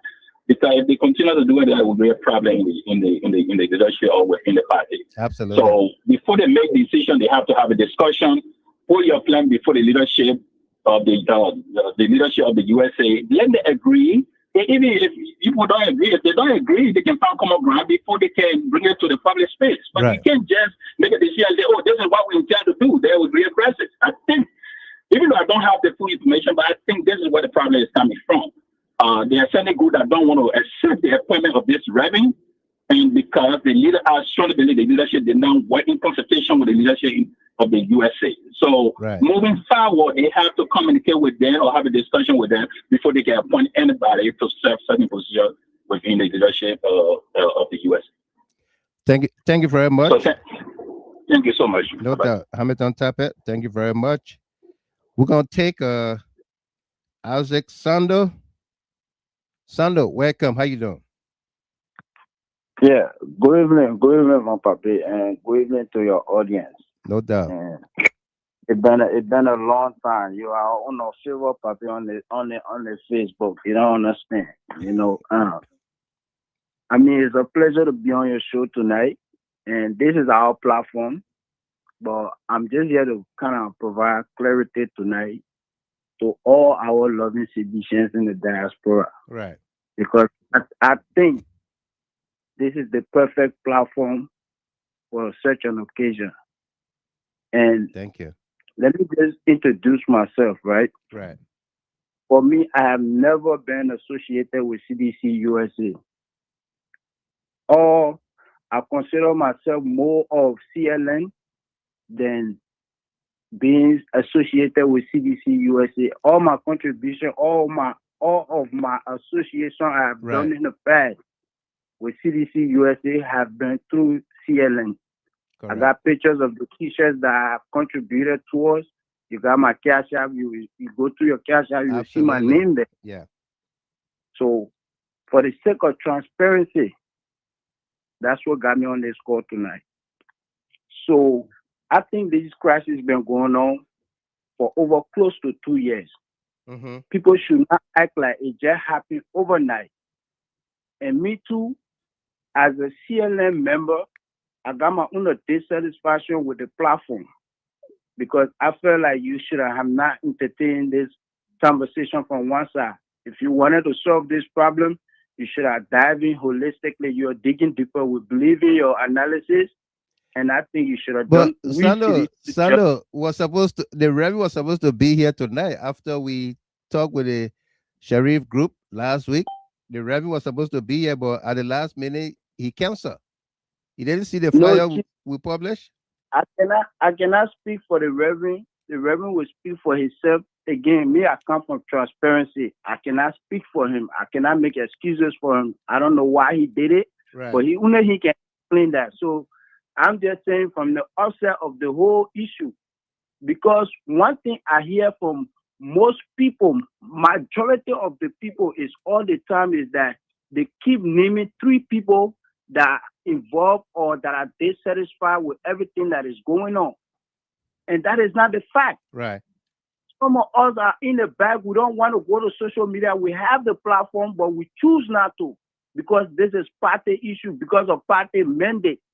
We feel like social media is not the best place to resolve our issue.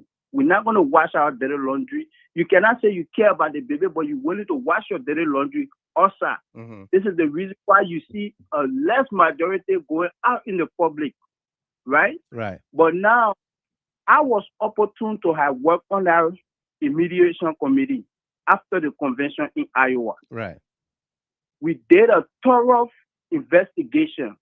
Talata and his team submitted themselves to the process. Right. And we asked for documentation of the convention. Some of the things we asked for, some of the things they stated that were happy at that convention when we asked for proof, nobody provided it. I can name a list of them. Mm-hmm. The chairman from Minnesota, that committee was headed by Prof. Tapper, and the co-chair was Madame Orita Palereto. Orita Reto, yeah. Yeah, when she reached out to the Minnesota chairman to provide documentation of the convention that transpired in Iowa, the guy gave her cheek, but later on said he was in Liberia. He never provided documentation to the convention. And when we followed the convention that happened in Georgia, the convention should have been held in New York, but instead it was taken to Iowa. You understand? Yeah. Those are some of the reasons why that brought up about the interim administration. Correct. And thank God that were on the line here today. Alita was one of the people that sat on Facebook, were on your platform, calling all of people that were dissatisfied with them for going to Iowa rebels. But today she here and telling you all the truth.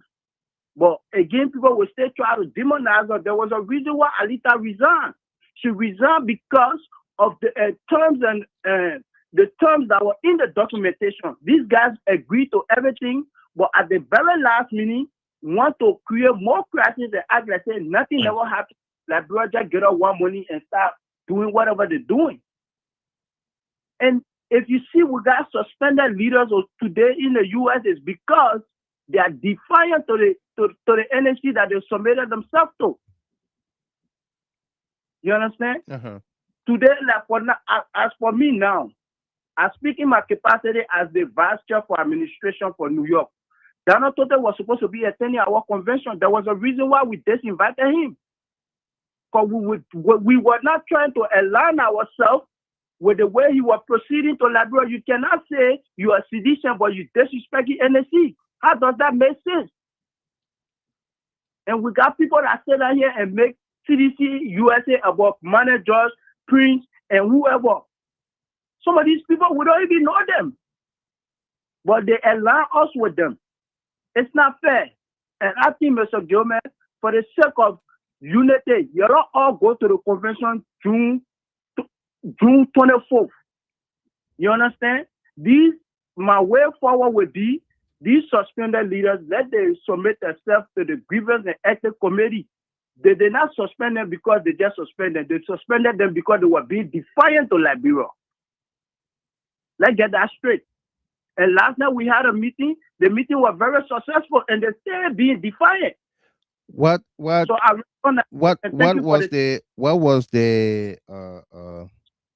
what were some of the recommendations from the Western Topic Committee? Did they grant 12 months or 18 months? It said 12 months. So how did 18 months come about? Well, I cannot comment to that because no document that we did that had 18 months on it. That could be only explained. Talata, the one that have that document, he could be the best one to explain that. I have the 18-month document. I have the 12-month document. The 18 months was first, and then the 12 months was second. Yes, exactly. Can I ask you a question, please? Yeah. Is that 18 months has Prof. Tabek's signature on it? The 12 months and 18 months got one signature, and that's Chairman Janga Kowo's signature. It does not have Tapet. It does not have anybody else but Kowo. Okay, I can tell you our recommendation stated 12 months, okay. and that document was produced prior to any document that was produced if it had 18 months on it. Yeah, the recommendations were done before 12 months, before 18 months. So yes, sir. Thank you, Sandro. Thank you, sir. No Appreciate doubt. it. Thank you. All right, we'll take another caller here from Minnesota, Farmer Robinson, and then we will go to Teddy Yankun and come back to Mandingo General. Our lines are open. You want to participate, please call here. Let me read this comment from Kareem Kroma. The hierarchy of the CDC needs to put her house in order. You can't be a major opposition party parading the political corridor with continuous disunity and innuendos. It's unfortunate that up till now, there hasn't been anything heard from the standard bearer on this matter. They say silent means concern. It seems the standard bearer and his chairman are in agreement of this conflict in the CDC-USA. In the CDC-USA, I expect the standard bearer to make a very strong statement. And Kareem, we know the standard bearer to be a peaceful man. Okay? And you heard the chairman, Yahya Talata Sharif, Donald Tode, and others talk about the standard bearer when they met with him in DC, asking them to convene a unity, peace, reconciliation conference to reach an amicable resolution of the impasse in the CDC leadership or USA. Farmer Robinson, welcome. How you doing? Hey, Mr. Gamer, how you doing, my brother? How you doing? I'm great. I'm great. Welcome. Let's hear you. Yeah, thank you. Thank you so Please, much for if putting somebody in the get their time. hold on, if somebody get their video open in the back, please mute the video or mute your line. Robinson, probably you. Yeah, Yeah, so turn off the video. no, not me. You don't have a video in the I don't background? have a video. No, I'm driving. Okay, somebody, I don't have. Mandingo General or Teddy Yankon, please mute your line. Va Basso King, please mute your Mr. line. Gilman, my line already muted. I don't know. Then you will not be talking. I will not hear you if your line is muted. I will not hear you. But just call my name. I just declare my charity. I like that. Yeah. Yeah. Yeah. Thank you, Mr. Gamer, for putting me the time. Yeah. You always done a great work. I want to appreciate you for that. Well, Mr. Gamer, this issue I've been laying for a very long time. We do agree that we should go to Liberia when we were having the general election. We had to go to convention here.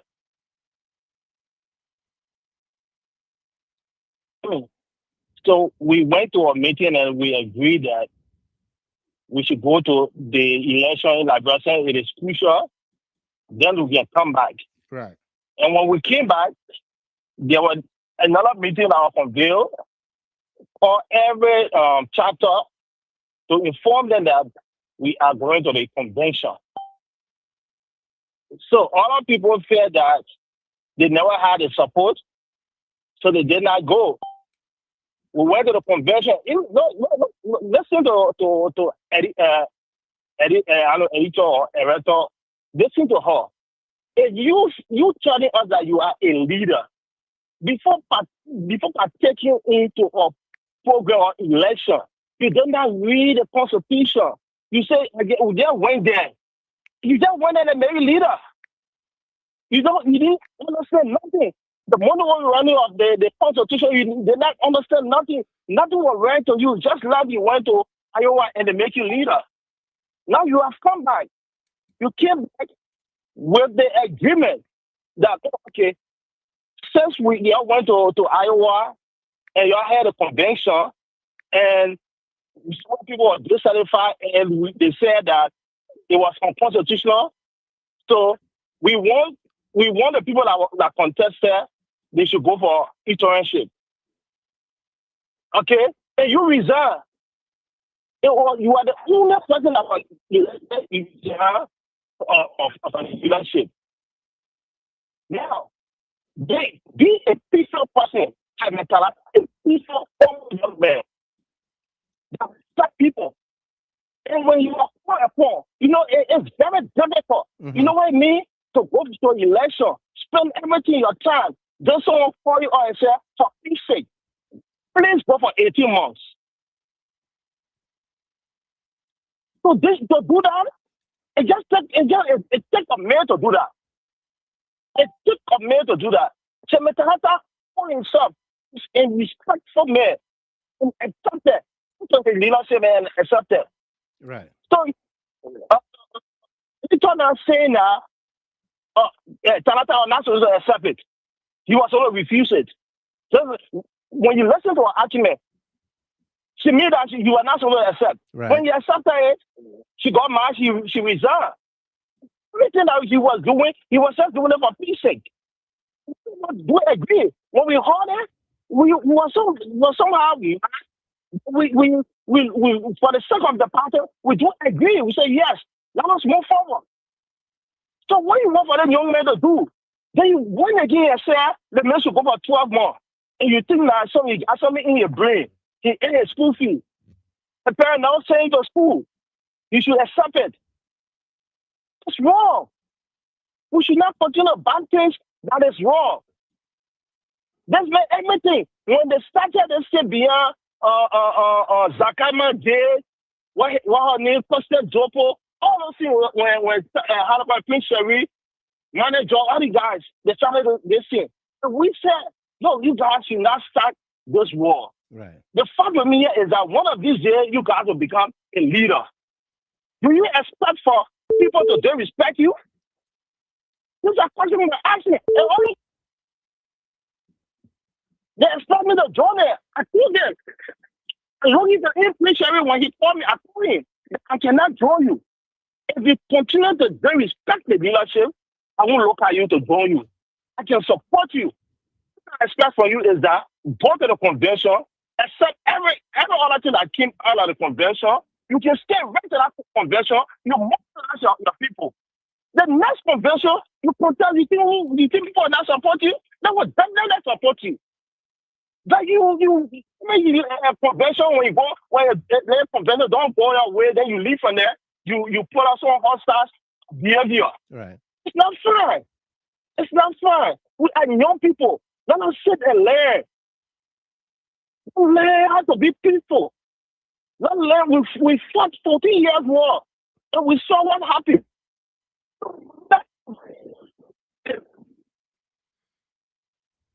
Thank you very much, Farmer Robert. Yeah, let me just conclude. Okay. Let me just conclude, Mr. Gamer. Yeah. And be peaceful. So my recommendation here is, Mr. Gamer, is that I want for us to come together. We in agreement, like the chairman said, we in agreement with all the things that they say. As long as it is people, we can come together as one thing. We are family. When we in CDC, we are family. We are family. We can work together. We recommend that the chairman from Liberia should pour the both parties together and work with the both parties, talk to them. We can settle this thing and go for the convention, and CDC will move forward. We love this party, and we will not sit back to allow this party to fall. May God bless you. May God bless the party. Thank you. Thank you very much, Farmer Robinson, there from Minnesota. Thank you. Thank you very much. We're going to take on Teddy Yankun from North Dakota. Teddy Yankun, welcome. Are you still in North Dakota? Yes, sir. I'm here. Welcome. Fargo, North Dakota. Fargo, North Dakota. Let's hear you. Yes. Thanks very much, Given. Yeah, the last time you guys were on the show discussing this matter, I wanted to call, but you got to call your line was too busy, so you couldn't allow me. However, thank you for taking the call for allowing me. No doubt. Yeah, brother Goodman. There's this issue about CDC and CDC-USA. It's not only just about CDC-USA, but about CDC as whole. It's about decision making. Most of the time, Liberia always, take a decision without, really, informing CDC-USA. They just take it randomly. These are some of the things what the reformer came about. But this is why I said reform is about CDC bringing a lot of reform into the party to the high level, But even though I'm not an active member of the reformer, but I'm a founding member of the reformer, I support the idea of the reformer.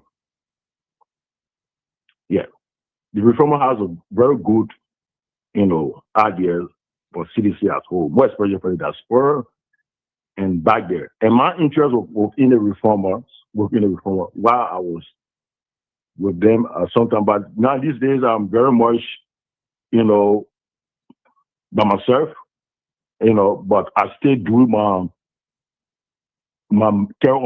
projects in the CDC in Nima and District Number 130, where I focus on mostly. But I'm not very focused on CDC USA for the past time. I'm following, and I have a lot of financials and other things to carry on. My organizations, leaderships are still strong, and they continue the encouragement about that. So I've been focused on that mostly. But however, I stand for peace, and the current leadership of CDC USA, I respect the leadership. and we accept the leadership, and we only need for leadership to pave the way for conventions. And you don't want to be the next leader, you can come in. That's it. No need about arguing about this. And Mr. Sherry shouldn't jet up too much because there are other potential, leaders within the CDC. And from my understanding, where the problem started from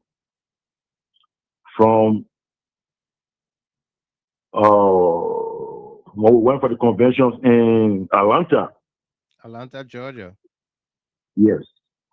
I personally, my character was off of my line somehow, but I know myself. I know how I was brought up. I can put it to challenge to any of the platform. No one ever heard say, Teddy, I'm going so much angry, I'm using that profanity on a platform. I can have angry with Joseph Boaga and his group, or United Party. That first thing. So, and I respect myself.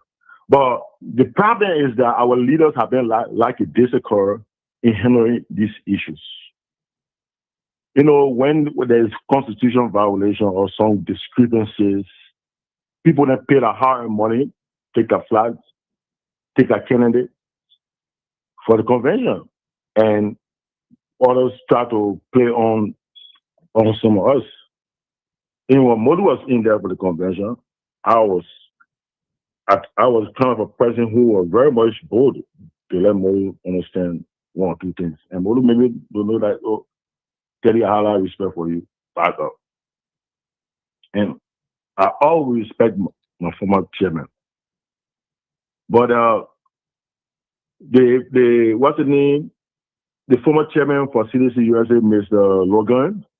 Mr. Logan had some own personal issues that agitated some of us, Jacob Cooper, and other guys. Those are some very good people for CDC that sacrifice for CDC. But there's a little bit of misunderstanding and seeing your fellow man, trying to play with them like your kids. That wasn't making sense to some of us because we were like frontline militants in the diaspora.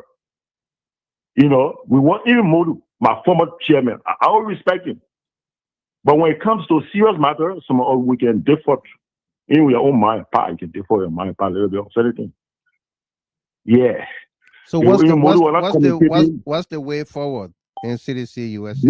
The way forward. In that, from that, we have to go back. We should have, they should have called us and discuss and solve the problem from that convention. And that discrepancy follow Logan. That discrepancy is the flaws about his administration, and he was very good on understanding what really admirable too. But personal ego, the way of controlling your fellow people in chat rooms like that, and we want to see action. What do you you talk so much, I don't even know what kind of question to ask you. Let's go to the genesis of the crisis. Alita, my daughter, was here, and did you listen to Alita? Alita Gman? A little bit. She understands all the problems. She was saying the very truth. She talked about the problem inherited. Yahya Talata Shari inherited the problem. Okay, Mr. Gima, let me get your point. Take you to where this group, like Prince Sherry, me, and all of us. Yeah. With little bit, we then raising our ego out on Hatalata Sheriff. In that particular convention room, Hatalata Sheriff, when he was there, at the time we wanted a convention chair, we wanted someone neutral. Because we were the people who were giving Logan Harton, because certain actions we wanted Logan to be taken in diaspora in order to fight the opposition. We were not seeing that from him. So please, men like Prince Sherry, like me, Teddy Lyon, we were not happy with certain leaders in that form and manner. It's not that we love CDC. We're not here to divide. We are a diehard CDC. So why would people be using that or talking on platform? It's not fair to someone else, the demonize, the reformer, and others. That's not cool. You can't see someone else be people who want to ask you divide this CDC. question. Let me ask you the question, Teddy Yankun. Yes. If anyone in a family have problem with everybody in the family, who is the problem? That one that everybody thinks that having a problem may not be the person that have the problem. It's because of the listen, Teddy, I allow you to talk freely. Yes. I didn't interrupt you. Listen, let's have a conversation. Yes. In a family, if one person has problem with everybody in the family, let's say you 21 people in your family, and then one person get problem with all 20 people, who is the problem? Well, I cannot judge a person unless they call the case and judge a person. But where I was taking into in the convention room is a given. When we're looking for the convention chairperson, we're looking for a neutral person. Hatata Sherry, that lady who was his vice chair, that lady, man, who was speaking the last time when you had showed it. I just forget her name, Vera. Vera was the one that betrayed us. Vera said, your select Hatata Sherry. He's a neutral guy. He's a straightforward guy. So what did he do? With the hard time, we voted for him to be convention chairperson. So where did he go wrong? The discrepancy led to the counting of the ballot in the conference hall. What we noticed that we were cheated. There where we start being a little bit angry with him. But despite that, we still work with him after. But the recent convention agreement that led to his chairmanship, that was a lot of discrepancy that led to the constitution violation. That was discrepancy, and we were not satisfied with that. But okay, so let me ask you this question. Yes. Listen. You're gonna have the last word on this question. The other people on the line. Can the reformers go to an election, a free, fair, transparent election? Say we have Jesus Christ or Muhammad as the elections commission. Listen. Hold on. I'm asking you so that you respond. So let me finish the question. Okay. Can the reformers go to an election where the elections committee or commission is chaired by either Jesus Christ or Muhammad? And can they go to that election and everybody participating freely, fairly? Can they win an election with everybody, with opponents, a contested election, or are they trying to just get a white ballot? And if they lose the election, will they work with the winning team? Well, I'll be the first person that will be willing to work with the winning team. This is what we want. We want free and fair election. You know what I'm saying? Democracy. But what happened during the time of Logan to Lady Constant that led to Hatata Sherry coming because Hatata Sherry was she wanted to pay Hatata Sherry back. She went squeezing in that way and he got into power too. So all these things have been mounting, they come up. It's not going down well. With some of us. Okay, last question. Yes. The reformers had their convention in New York. The same time, the Constant Duopo administration, CDC-USA, was holding convention in Iowa. They had convention in New York. That did not materialize. They went to Iowa and staged the second convention there.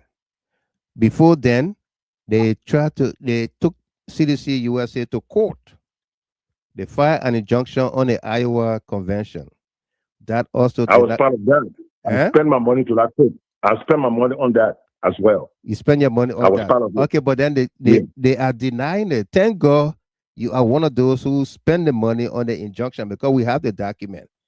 So when all of those things did not materialize, when do we find the way forward? When do we come together to say, look, gentlemen, we've tried from Logan time, we beat Chairman Logan with chair in a lot. Hold on, you're gonna answer. My man, you're gonna answer. I will give you exactly 1 minute to respond. We beat Chairman Logan with chair in Atlanta, Georgia. We beat what her name? My twin sister, Rebecca Sayer, and all of that. We castigated Constance Swan Duopu in a court document that she cursed women, she cursed crown people, she did this, she did that, and a whole host of others. And yet and still, we went and hosted convention alongside Iowa convention in New York. Did you contribute to the New York convention too? The New York convention? Yeah. Yeah, I was around. Yeah, go ahead. Okay. I like your honesty because the other people they're very dishonest about that. They are not associated with the truth. They have no relationship with the truth. Okay, so take it away. What's the way forward? How can we remedy all of these crises in a minute? Yeah. Okay, Mr. Gamer. Yeah. First of all, I thought Sherry used a platform to campaign for himself, and this is wrong. And you, during the time the genesis of the problem came up, you are one of our fondest big brother who always would love to work with you. We expect you and Prince to be very much close on the social media in order to carry on modalities for the CDC in the diaspora. But I myself personally, during that time, you heard information, and even to that extent that you even banned me from the platform after a couple of times, and that was wrong. And I was very innocent. Why you could I ban you? You sanctioned me after 7 times. How? But I always love you. I came back. You sanctioned me. No, I was not associated with the plan. I'm a funny member of Concerned Liberian. I did not. And that was wrong. No, I did not ban you. I did not sanction you. I did nothing. When that information came up about Logan, someone be looking on chair, and I know you are a charismatic kind of person. There are people that are open the yes on it. They think that they get a point for rule about no. So no, you got all the information clearly. That's why I said my character was my line away, which was wrong. Okay? And you just made a statement about, but Logan, man, be Logan a chair. No, Logan was the one that left a chair. I was just going back business. I didn't know that. Can you imagine? I was just bad lucky. And I particular in a convention hall. I can talk on my team, Mr. Logan, I respect people, but when things violent physically, no. I'm not person trying to go that far with things that I didn't know. We were like disagreeing on certain things, but it doesn't mean I wouldn't have gone that far, no. But where involved, why I got involved? My own sister, man, you just call. She was being too harsh too. You understand, right? Let's be frank. Prince Sherry, that was more close with Prince Sherry. Look, she was in action with a guy, and that particular guy, one of the most respectful cool guy who don't talk. And that the guy's sister was the one that was hosting it. I mean, most of us to that place over there. Very generous lady. They call her Eve. She in that place. She always want to work for CDC. She was out to her was trying to create CDC women strong exonerate group with her. That was my connection. But I'm not going to support my CDC to really, enhance that process. All right. But what happened is Teddy, no. You make a 10 seconds. Let me 10 seconds. 10 seconds. Yeah. Okay. Man, Rebecca was in some action with the guy, and she went and slapped the guy. You understand? So when she stopped it, she collared the guy or something, she jacked the guy. So how can I praise myself went between them, try to divide, put the guy and her apart. You understand? But then they got malice. What the hell? Land it on her again. You see, that's what happened at that moment. So that whole thing was all that. Then, to my all of a sudden, Mr. Logan and Jacob Cooper, what happened? What happened? There was like fighting, something was going on. Logan was attacking Jacob Cooper. So after I took myself from that action, try to stop Mrs. Rebecca and the guy who divided them, pretty myself divided them, stop them. How come I was just walking through the hallway to go outside? Logan had a chair.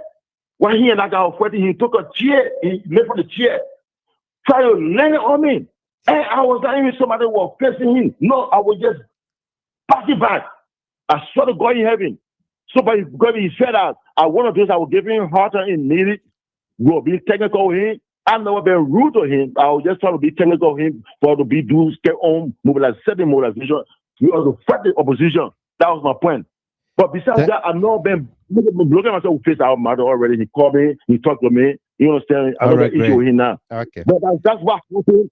So based on a particular problem in a hall, I demand the video camera of that convention. Who really caused the problem? CDC can sponsor that, can make sure and get the video for that particular the camera, and who are the bad people. Y'all know today. I swear to God, Mr. Thank you, Teddy. Yeah, I was just begging. Well, I want to stand me from Mr. Logan said to fight him. Thank you. Logan went and the wall nearly hit me. So when he hit me with a chair, I went back the chair. The force.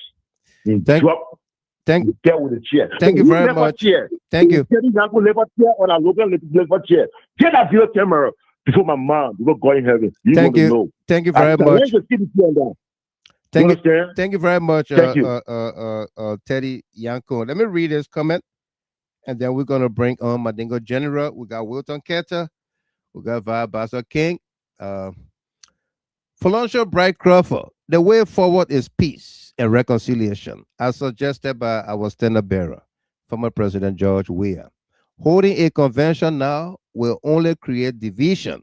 CDC conventions have always been in September. Let us remain united and consistent. And that's from the Women Wing chair. Mandingo General, welcome. How you doing? I'm not good, Mr. German. Thank you for giving me a chance. No doubt. I hope you don't add what I was going to do, because when you're going the wrong way, like you say thank you. They cut you off.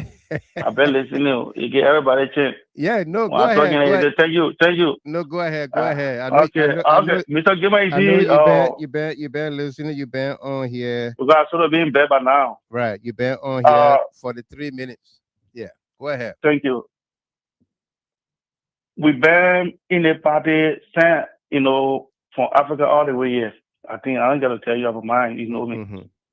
But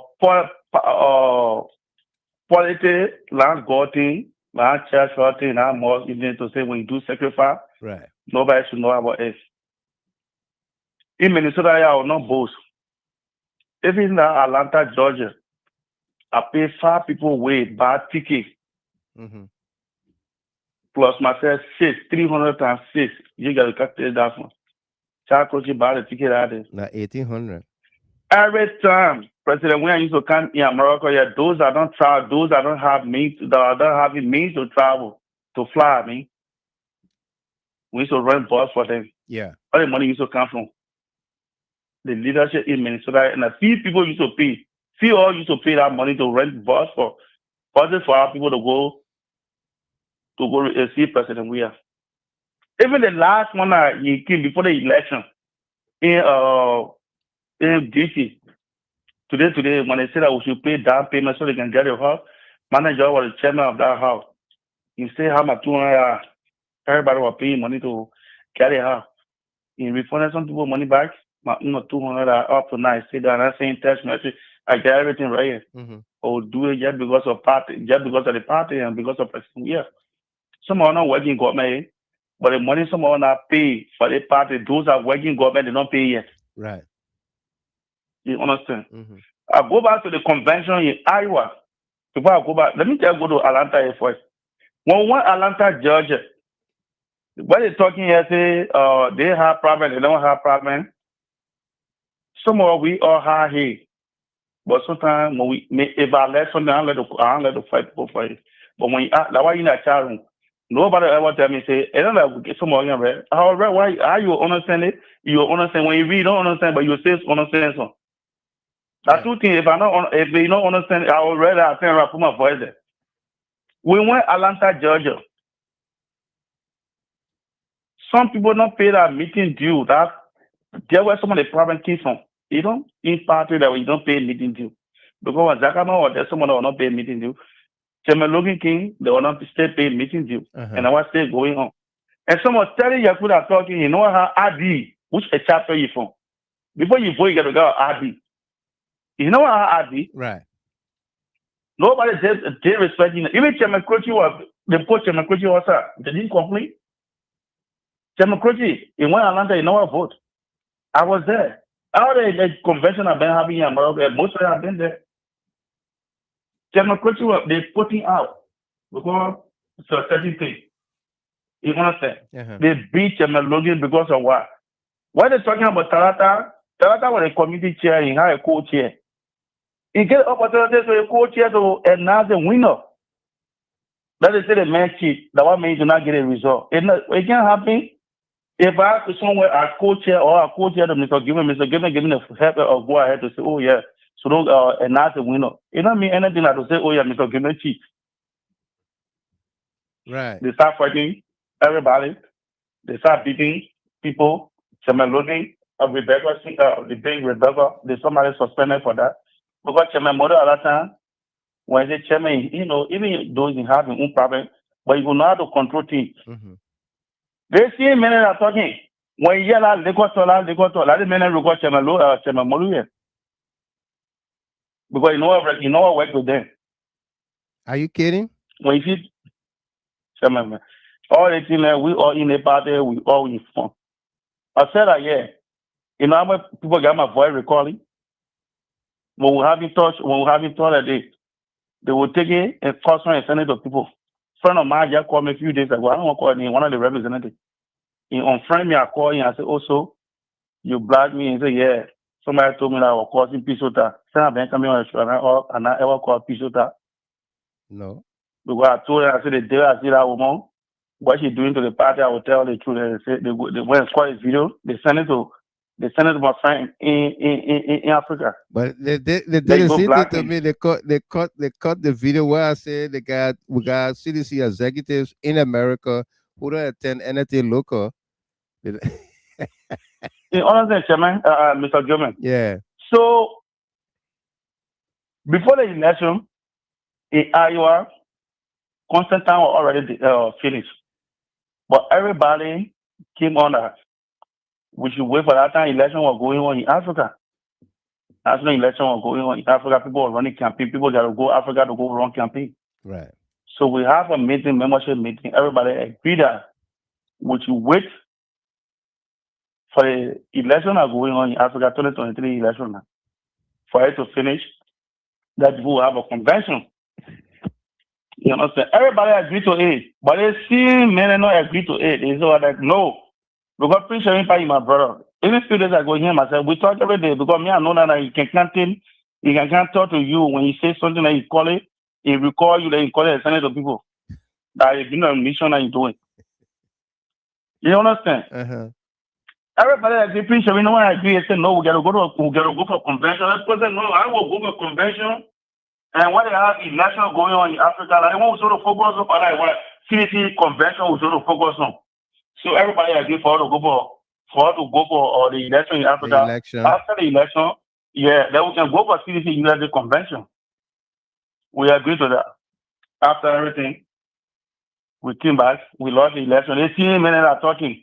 The man is calling himself to the Solomon Muin. When a wrong campaign against us, we saw all that. One of I call him Chogon. When we got running against something, I can say everything. I just get all of them. Chogon when Facebook, they respect president. We are start talking everything about president. We are the men who are big president, Senate Bureau. The men don't know both. Even he know both parliament. They should put it. They should take a man from that big different Senate Bureau. Did somebody suspend him? No. Who said that? Chokon. According to me, I know, Chokon. You want social media, say all the men left. Even the men you're talking about today, that the men, I don't know whatsoever. All the men that went right get campaign against her in Africa. You know, I say some of the men in the party, they there for mission. We have tradition, we have in tradition. They men are in tradition. They are interest. They're working outside their own interest. Wow. You know, someone I call someone say, if you want a job, you got a job also turning from now. Me, nobody can offer me a job. I'm a free employee. I'm not doing anything for a job. You're doing a 6 years. Somewhere you're not recognized from us, but we stay here, we stay supporting the party. After the election, even when we lost the election, what CDC when I was in Minnesota? With all that, we had a lot of leadership that live from Minnesota and go Africa. When they coming by Minnesota, they will stay in government.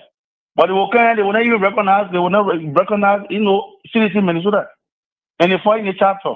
Even being laughed at. When people go in Africa, we got to pay them. We got to get them money, buy laptop, even t-shirt to bring it for us here. But they will leave from Africa and carry without even giving even one t-shirt for us, even hat. The only person that used to do that, Madam Comfortly. But with all that, we stay behind the party.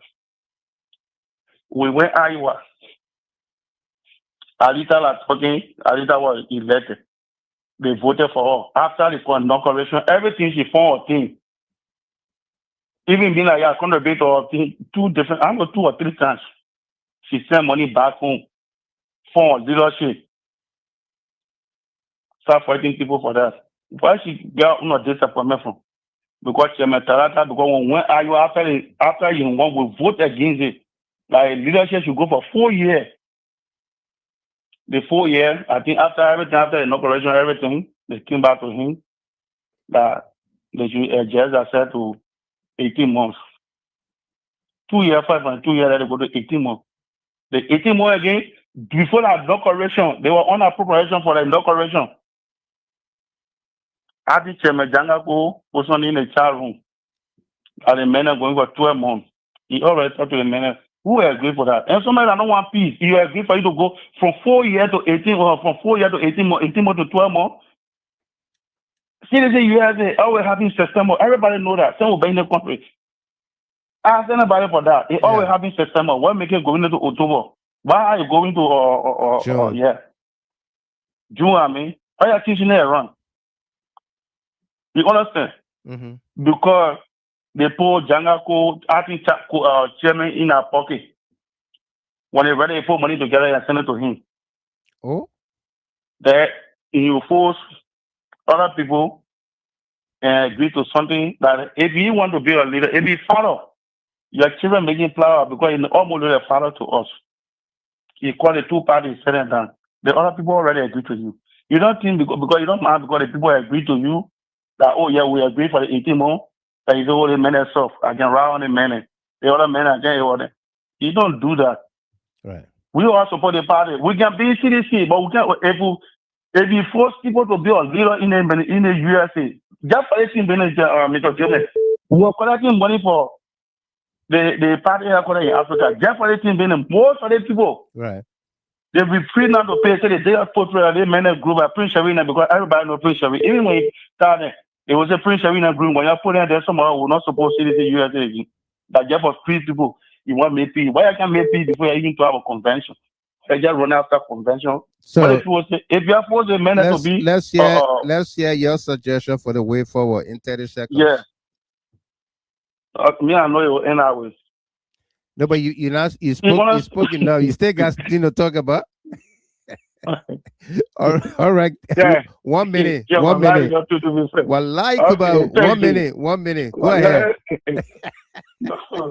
The other stuff is argument. Yeah. When you force the people to put in leadership, trust me, it's dropping a lot of people away. They're keeping a lot of the number of peace. They force the men in leadership. The people that sue CDC, the people that cause our Senate, bro, nobody so Chairman Molu control is you know suspending it. Because somebody say no, I don't agree for your leading the Africa and foreign leadership or committee here.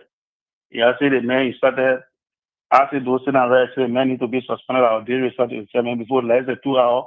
No, the Tarata suspended. Yeah. I will suspend even party chapter chairman. My chairman Harry, they suspended him. Or my big brother chairman Tote on Iowa, they suspended him. Or because they know that they busy chapter and everything. Right. But the best way to do, Mr. Joman, now for convention, we have our convention in September. CDC-USA National Convention is in Minnesota, September 18 and 19.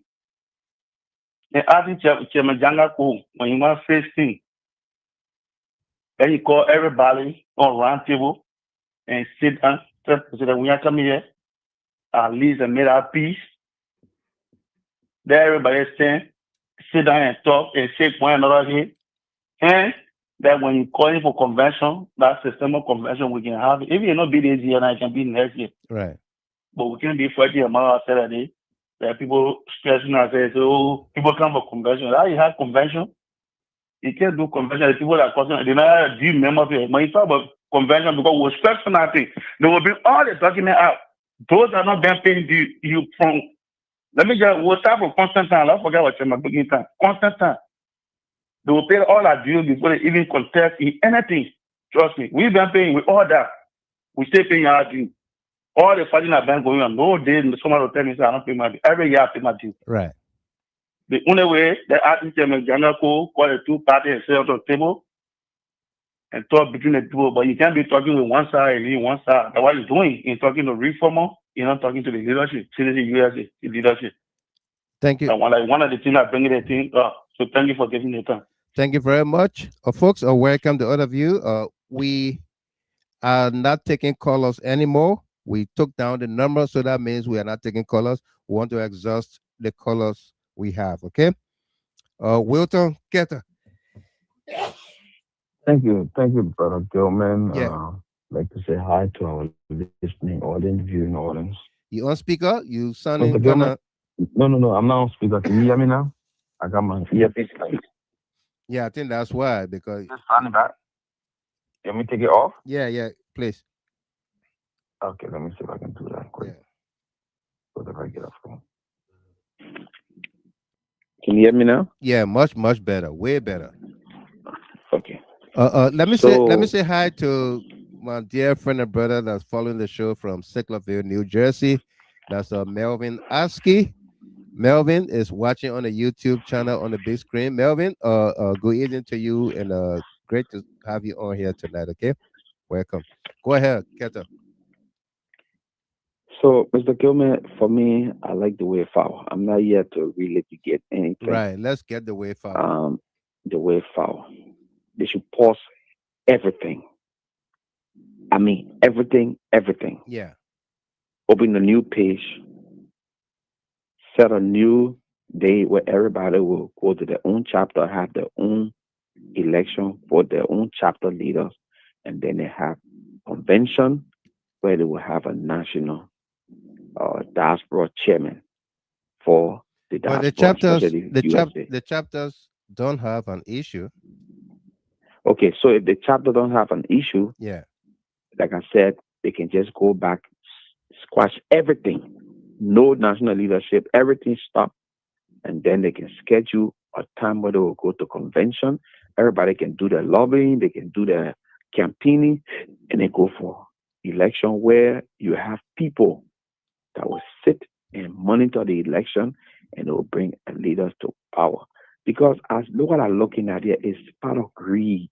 People who just like to make noise and trouble. This party, when people come and give their support, they are volunteer.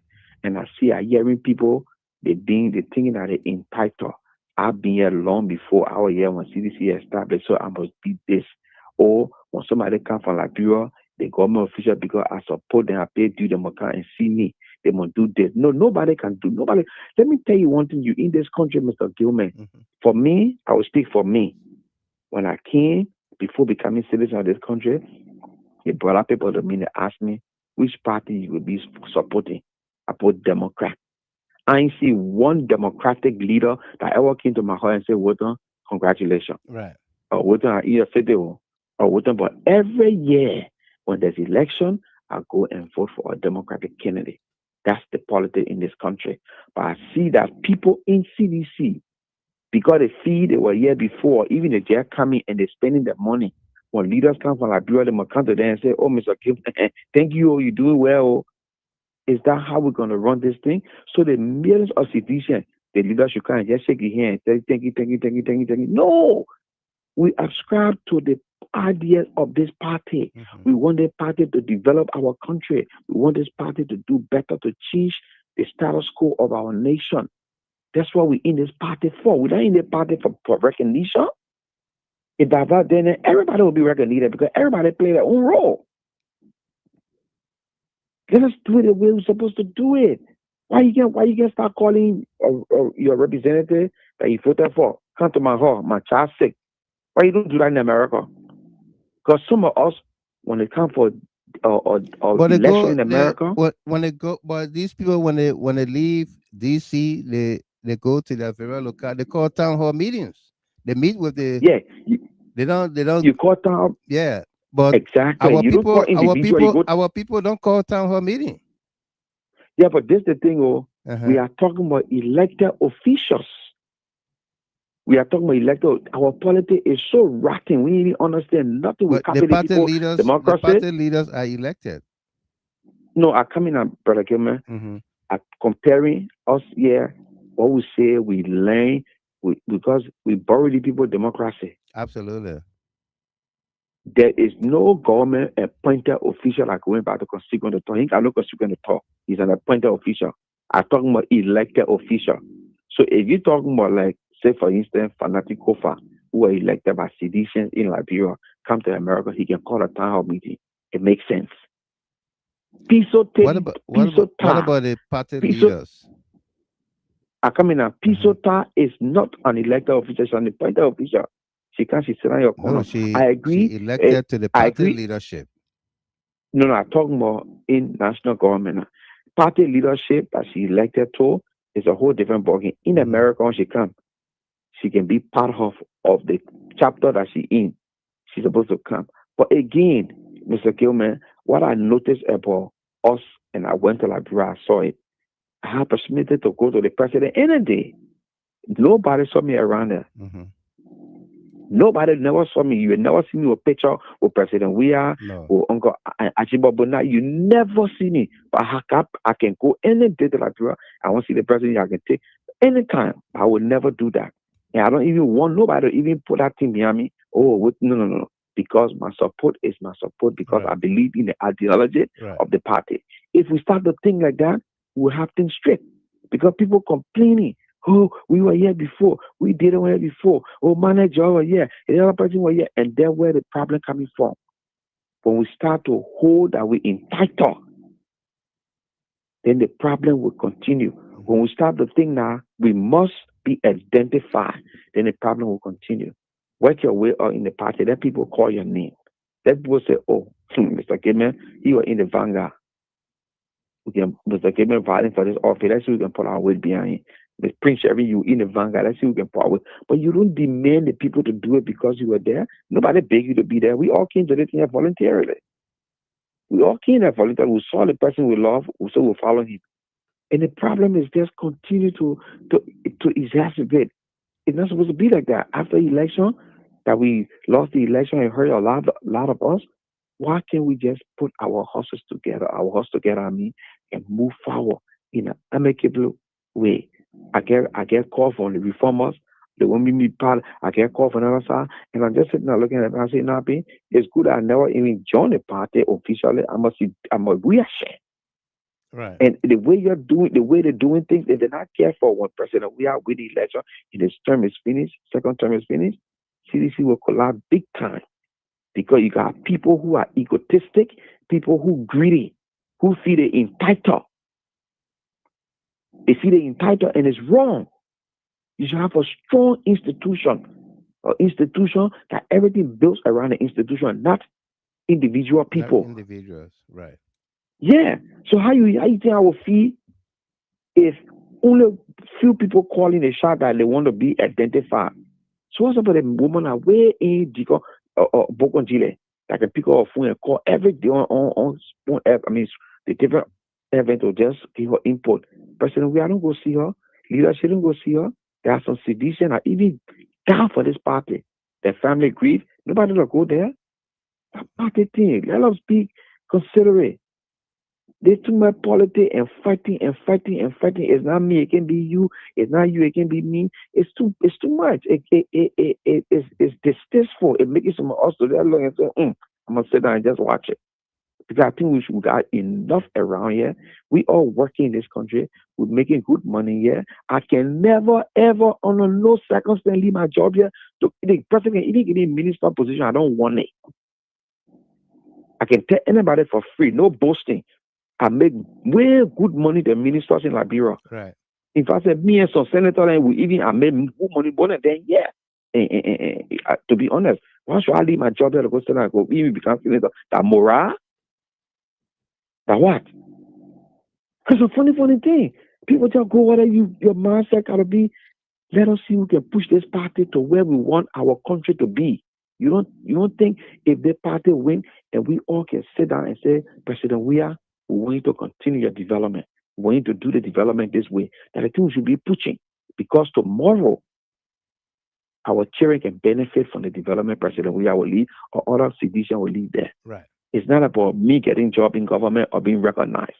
When I'm driving on Ralphie Highway, because my house is on Ralphie Highway, the road is good, I will all reflect on and a CDC put it here. That CDC. When I go in Bikeno or when I go in Grand G there or Sino and I'm driving and the road is good, I will say that CDC did this. It was under our leadership that we did this. You understand? Right. But for somebody to recognize me that what I'm going to sit down here and be wasting my time for, or to be running Iowa, and that's why I don't even be bothered again no more. I don't be bothered no more because it's getting so annoying.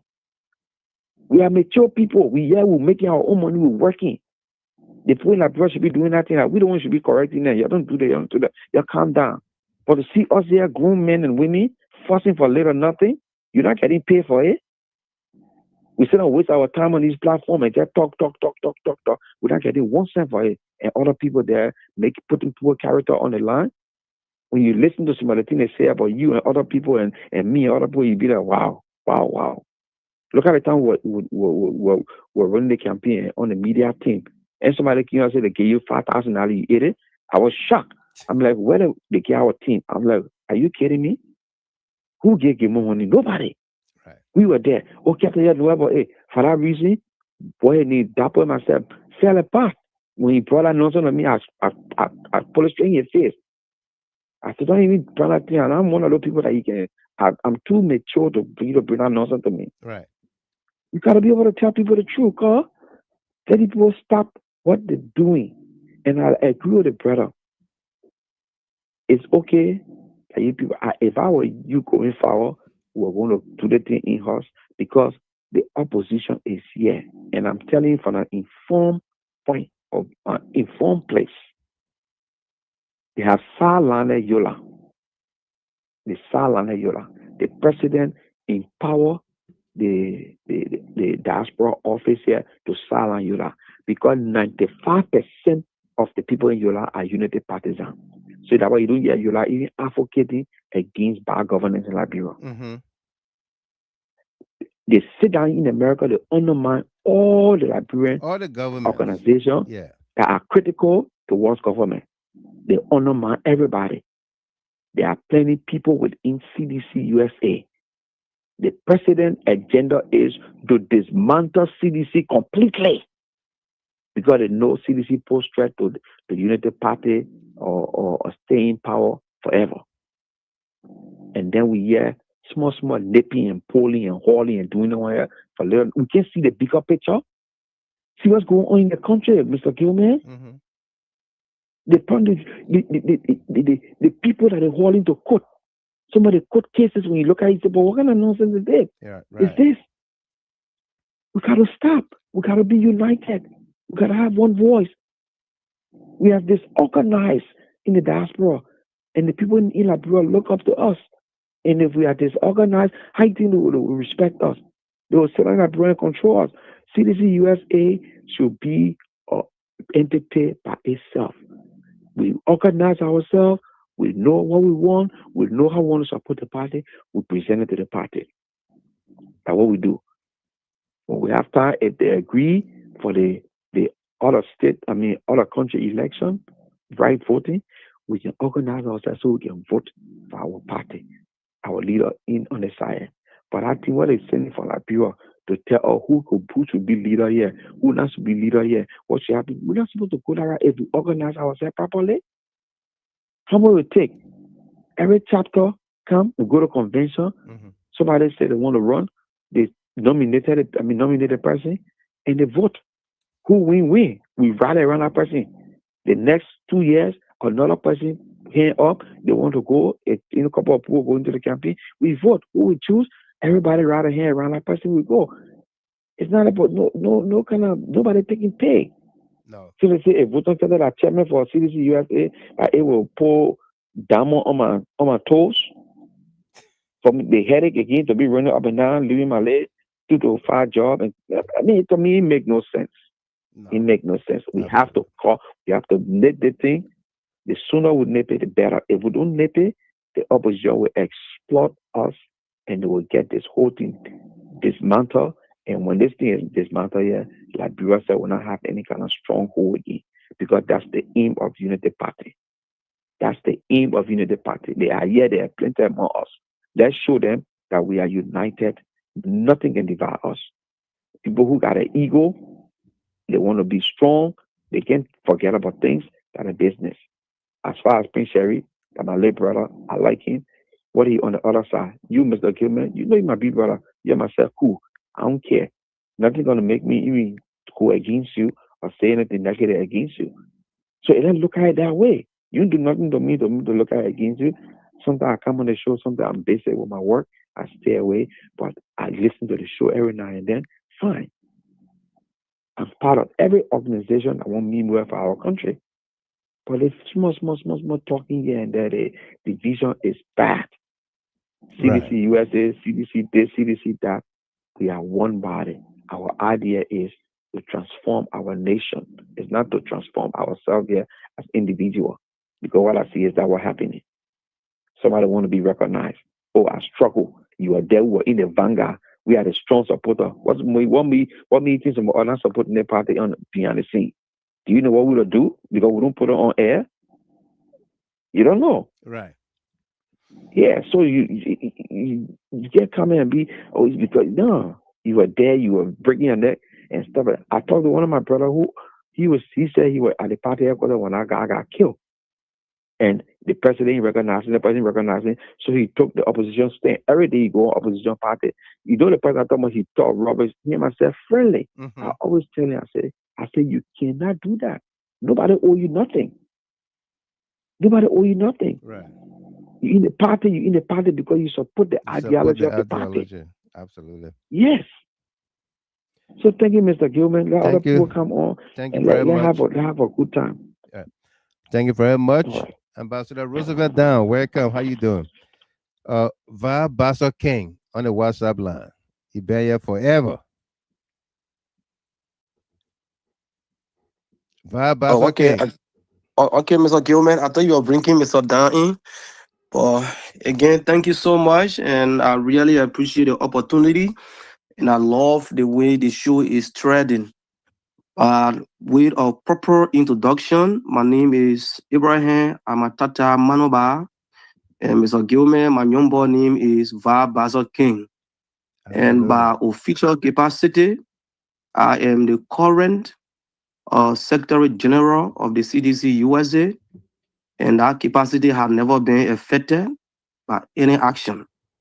Having said that, let me throw some quick information in there for somebody, lines that I totally disagree with specifically coming from Alita. I believe, honestly, the only reason that Mr. Solomon Muin did not appear tonight because he cannot face the hard truth. And I know that no matter what the truth will have on life itself, because there is a say, it doesn't matter how deep you buried a truth, it has that stomach tendency of resurfacing. Absolutely. Even if you beat it down again. It is against that backdrop, I believe, Mr. Solomon Muin did not appear on the show tonight. However, I think there was a calculation that to send a proxy to stay articulate, the repeated, distortion of the fact, and also just manipulating the situation, blackmailing other people. I mean, just to get the public face out there, especially from hierarchies of the parties in Monrovia. Let's take a step back on the issue of Alita.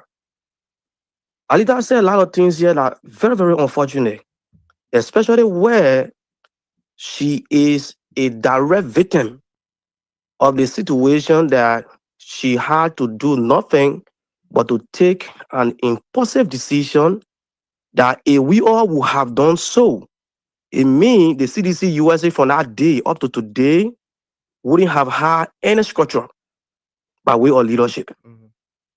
Because if we all would have taken the action Alita took because she so much disagreed with the fact that since our other brothers, our other fellow partisans disagree or had issue with the convention that was held, even though we can discuss our issue to still say that there is no issue, but after we have used our resources, our time, and left our family behind and travel all the way.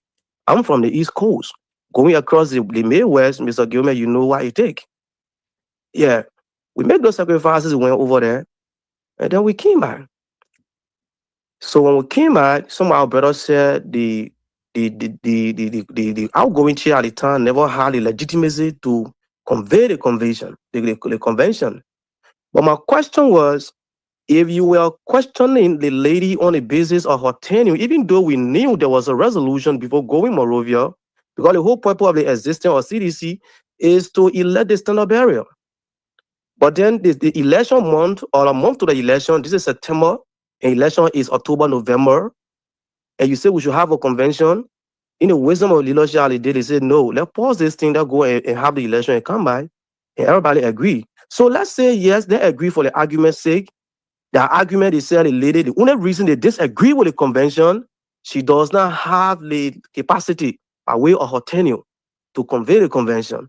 However, in that same argument, Mr. Gilmer, the guys are constituting their own convention in New York, by extension in Iowa. So my question is, which legal reliance will they have, or were they relying on conveying their own convention, appointing their own convention committee chairperson, and mobilizing the CDC USA members, collecting funds from them on a false pretense? Because mind you, Mr. Gilbert, they are questioning somebody's legality. Even though that person is the outgoing chairperson, the legally seated chairperson to constitute a convention. But you as an individual or maybe a body of the overall whole in the CDC USA, because you disagree, you say the woman is expired. You went forming your own convention. So which other legitimacy you are using, which constitution you are using? Thank God Terry here confirmed that the people in fact commissioned two separate conventions. And the reason was both of them failed. The first one failed, so they went back to another attempt, and that failed too. So the only result they had was to build out propaganda against the leadership. But my Mr. Gilman, there is something playing in the background here. The true reason behind all these things, that the guys will do all these things, when Chairman Constant Duopu formed the convention committee, the manager George called me personally, asking me to go on his ticket as a Secretary General. And I was clear with him. At the time, Mr. Gilman, I was the Secretary General of the CDC USA Pennsylvania chapter. And Chairman Yahya Talata Sharif was the chairperson of said chapter. So at the time, we already have our internal team we were working on to form our team. So with all these attempts, and it will also be hosted that they even reached out to Chairman Sharif, asking Chairman Sharif to run second to manage George in a very Iowa convention.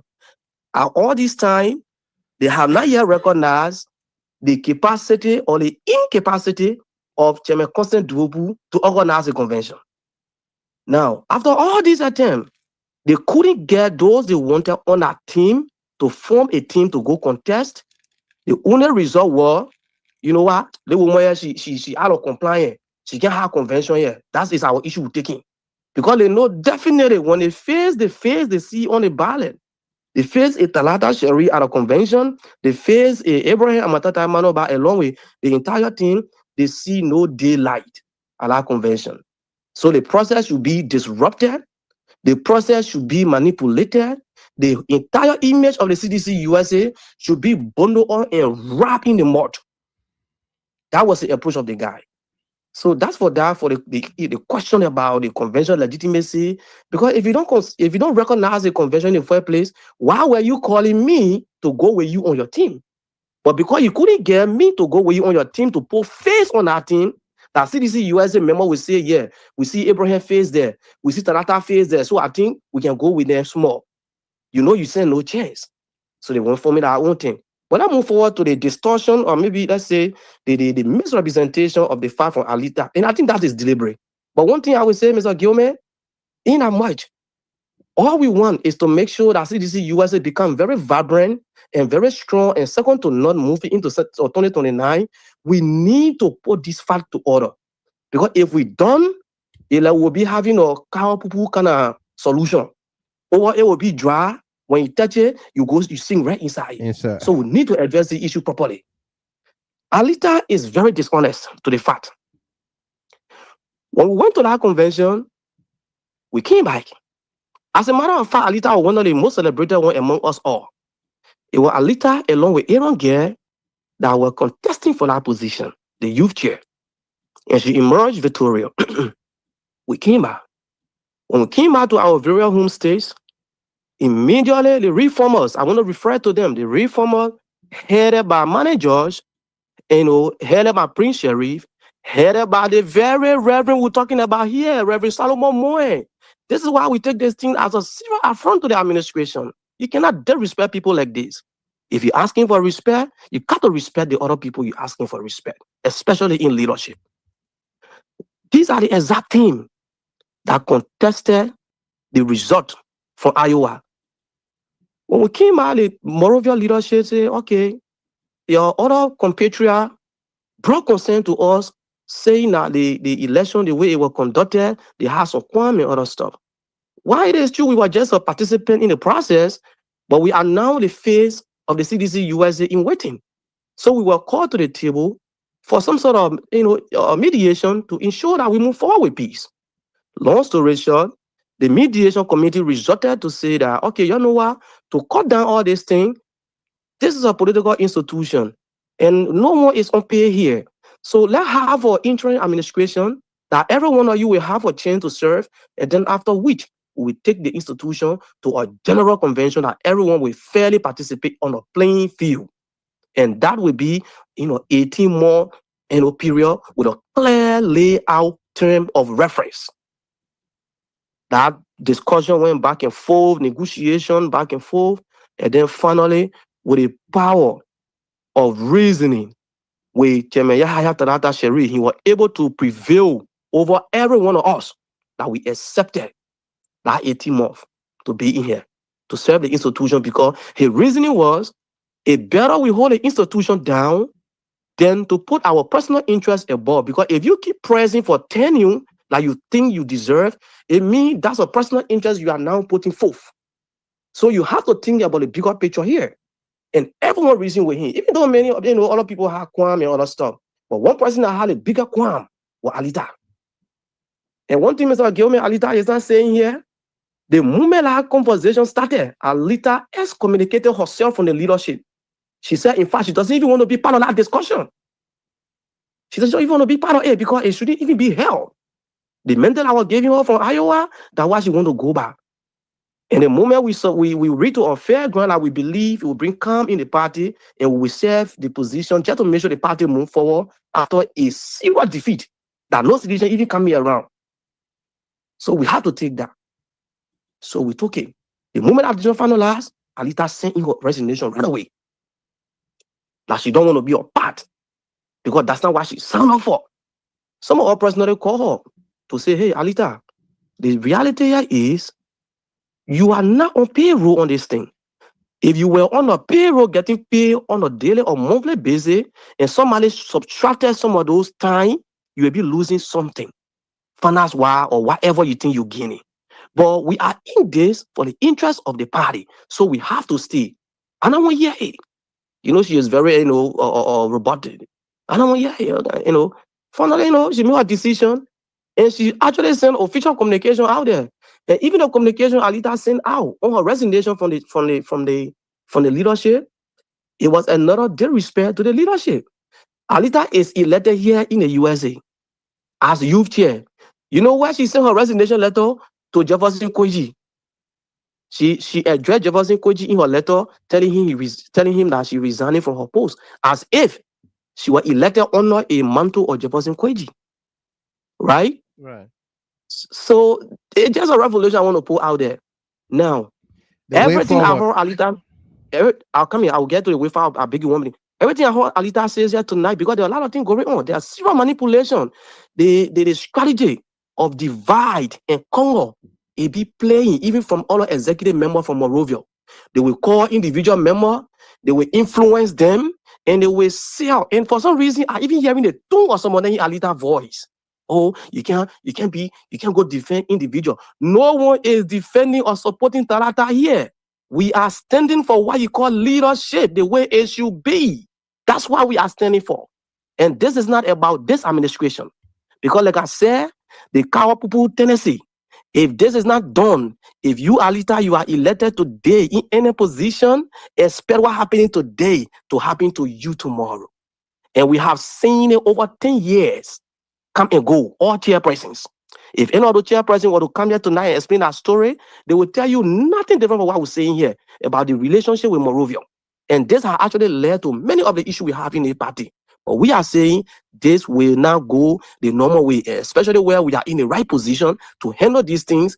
Let our leaders also understand, if we say hello, also say hello to all in a fun tone. Even if you want us to do something, you have to understand we are the leadership here, and we will coordinate. Leadership is about collaboration, cooperation, and moving forward. Now, moving forward, the way is this, Mr. Chairman. Mr. Gilman. Why it is true, I understand the peace and reconciliation message is just the way forward with nothing in the way. That have to be the way forward. But in extension, I also believe the global leadership of the CDC is the bigger problem we have. It's a bigger problem we have. The global leadership, many of them currently, they are exacerbating this problem. Why? They will live right in Morovia or wherever part of the world they are. I personally received several calls trying to place me against Talata, preaching exactly what I heard Alita saying. Oh, when somebody want to take a personal interest over the party, you can go protecting Talata. In fact, when Talata is my dingo man, you can lying to be, this kind of thing don't well with, a well-developed mind like some of us. Because our purpose of being in CDC, Mr. Gilman, is not because I want job.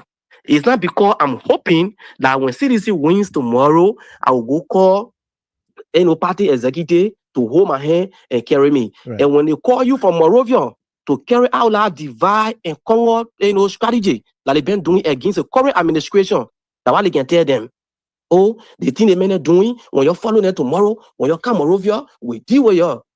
Mr. Gilman, my independent to nobody house. So I fear nothing but those who in the CDC-USA feel that they need recognition, because if you don't have your personal, or personality in you, that you know exactly who you are and what you stand for, and your personal importance to yourself, you will always be doomed to these kind of things. And I see many of our colleagues falling to that. And evidence for that is you hear how they sound. How will you come here? Or personality that you will look at, you call my daddy, and you're referring to him the way you refer to him. You hear sounding the way you sound. This is very wrong. Lastly, Mr. Gilman, let me address the issue of the 18 and 12 month, tenure situation. The same issue again with leadership. And that's what I said. There are some NEC members of our party, they actually need to leave the scene of that party leadership. I'm not joking. By extension, even tomorrow, we should be lucky to win government, election. There are some elements in our party leaders, they need not to be in the face of the government. They need not to be any phase of the party, or else the problem will persist. It will persist. Now, after the deliberation, mediation, everything, the conclusion was those that paid their way, they took their money, their time, and sacrifice to go Iowa for that convention. There is no way you can take the demonstration of that loyalty and commitment to the party and put it in the dustbin. Especially where there were the team led by Rev Solomon Muin, who is currently appointed unilaterally by the chairman in Morovia, to spearhead activity in the CDC-USA. He was heading that reformer convention. He was on that convention, along with the manager, the Prince Sherry, everybody you see talking. But what we do, let's incorporate everybody. So we agree with the 18 more. But these guys, Mr. Gilman, the pressure they carry, if you are not strong enough as a leader, trust me, you are so susceptible to succumb to them. And I believe Chairman Cole is a victim to that. And that's why many of the things you see happening. I don't know if they got something on him or whatever going on. And I got to be blunt. Like I said, I'm my father's son. And my father, like, man, he don't have his tongue because he don't lie. When the liars don't speak, whatever they say, they can re-say it because they know they can prove it. So, Mr. Gilman, this is a serious issue. It is. The 18 months were giving us, we decided to put ourselves together to form, to organize the inauguration. So we were already done with everything that has to do with negotiation, anything that has to do with, peace building, our brother that have issue. We have already accepted our own one path and we honor one big umbrella now. So we immediately formed the inaugural committee to ensure that we organize everything. Mr. Gilman, 3 days to the inauguration, Chairman Cole went in a chat room, not even sending that communication to us. He went in a public chat room and just published it there. Oh, the CDC-USA, you will go for 12 more, and everyone of you that on that interest leadership, they will not contest. How will you even have such an authority to bar somebody from participating in a democratic process?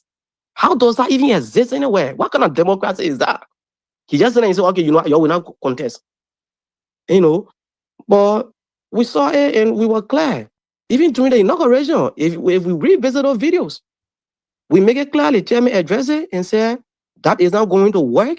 Because why? Before we even arrived at the 18 month, it was like a dialogue kind of discussion. It wasn't one person that went and sit down and just come up with a decision. All parties involved, few were involved, in our discussion. But then you now just sit down and make a single man decision and just send it in the chat room. You say we will agree to that after we are already, discussed everything. I honestly I have problem. Even like one day I get to serve CDC, I don't get problem with it. But to tell me the mantra, the way around it, that is not going to work. And to even make situation worse, Mr. Gilman, to point to exactly the issue of last 12 months, how it came about, similar thing just happened. Mr. Chairman, Co-Levy Morovia formed a convention committee to organize a convention of the CDC-USA in America here, where you have the current leadership headed by Chairman Sherry, that he clearly understands is the chairperson. But then he left there with no idea, no consultation, even though it's not his place. Let's be honest. Division of labor, division of authority is no chairperson place outside the CDC-USA. Not even a president, no disrespect, to stay in Morovia and form a convention. That is not going to be possible.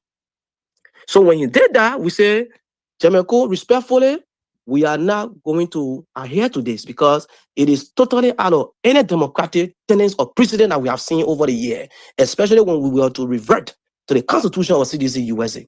The only person with the authority to do this is a sitting chairperson, and we can all work together collaboratively to do it together along with you. But for you to remain in Morovia and just form this and stuff it down our throat, that is not going to happen. When Chairman Cole received that letter of rejecting whatever he was requesting, he termed it as an insubordination that gave rise to the suspension of Chairman Sharif. Is this a democratic institution here? Or wow, what's going on? But again, I know we are democratic people, and that's why I made a specific point. There are faces in the party, If they remain there, our problem will never be resolved. I mean, on the mainstream of leadership. Right. And even if we were to take power tomorrow, if some of those faces remain on the mainstream of governance, trust me, we will still see the same result we are seeing today. So, to just close, not to take too much of the time. Right. Because sometimes this issue, one last issue, Mr. Game, I will not let go of that. One major thing that I have observed in the entire rigmarole, the moment the guys understand that you are so fixed in your resolute that they cannot shake you, they call you to manipulate you, to place you against the very administration you stand for, they start to label you. Just yesterday, after that meeting, day before yesterday, because after 12 a.m. here, I was in my local chapter here. Like I said, I was a secretary here before going national. So I stay in our local chapter. As a though accusing me, I get a screenshot. As a though I'm calling the name, telling me that in fact, if I'm not lucky, I'm gonna go join my godfather Tomo Fala saying that he sent me in CDC. Why we as a though want to say that to somebody? Is that a reasonable person? Wow.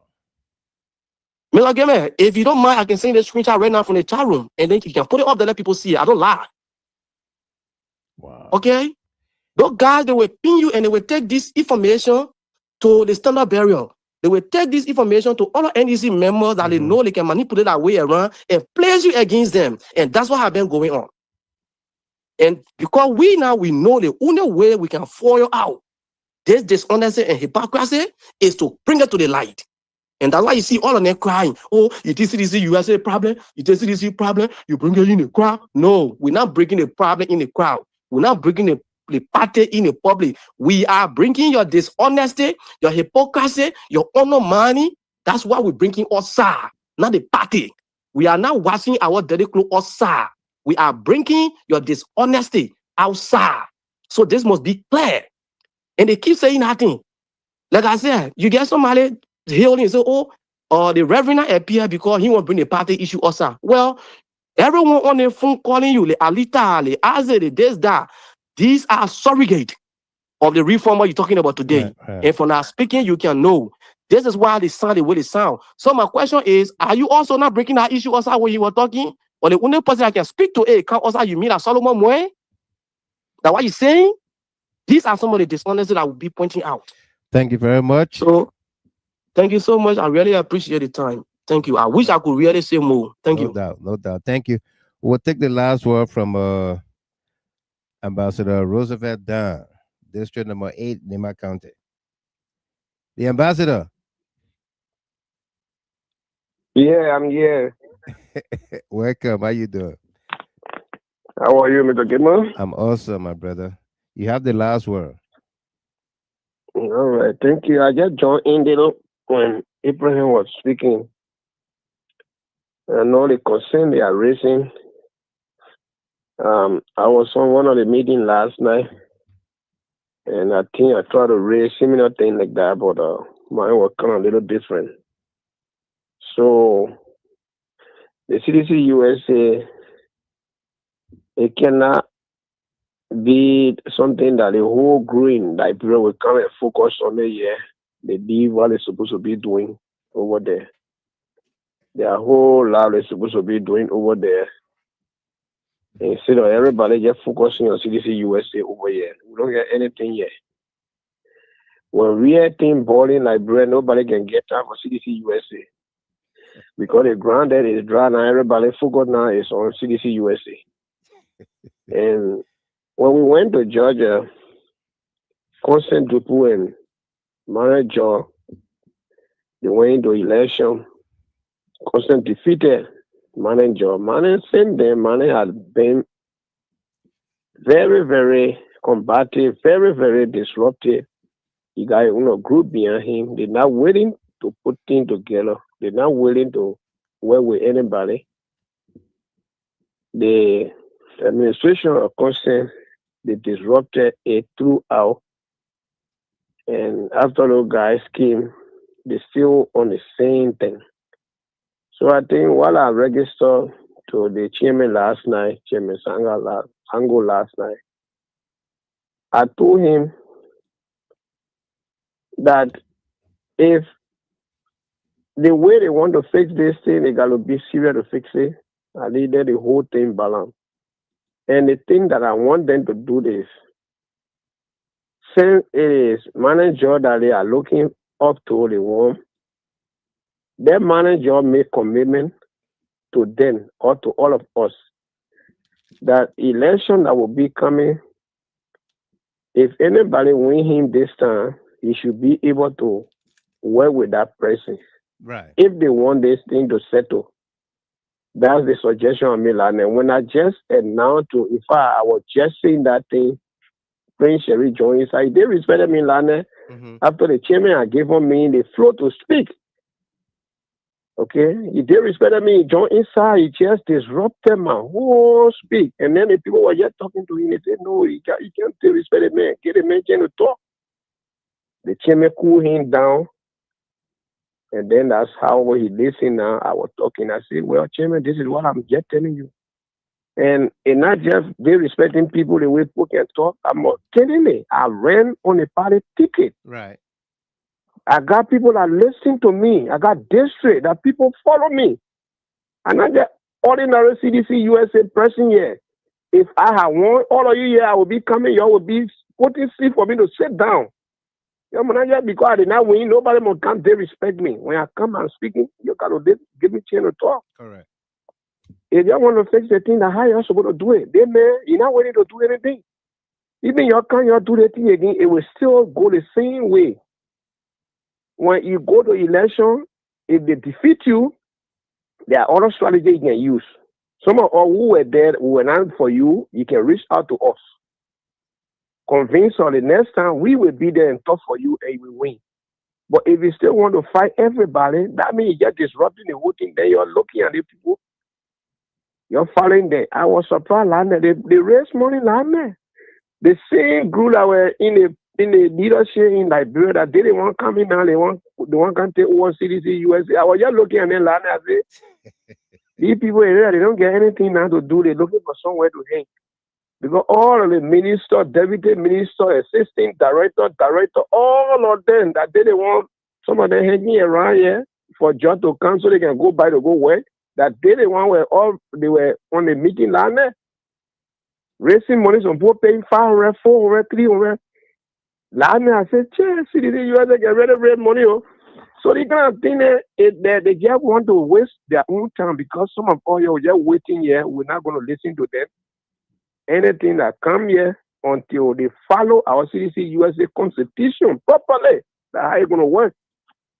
The now authority from Liberia will come 14 years, it's not going to work. Because when Joe Kana, no point, we don't find them around here. They all will be in Liberia making their money while we're sitting down here again. So I just wanted to talk to the Tarata leadership. They are the legitimate leadership that we recognize here in the United States. We're sitting down here quietly, not that we don't want to talk, but we recognize their leadership.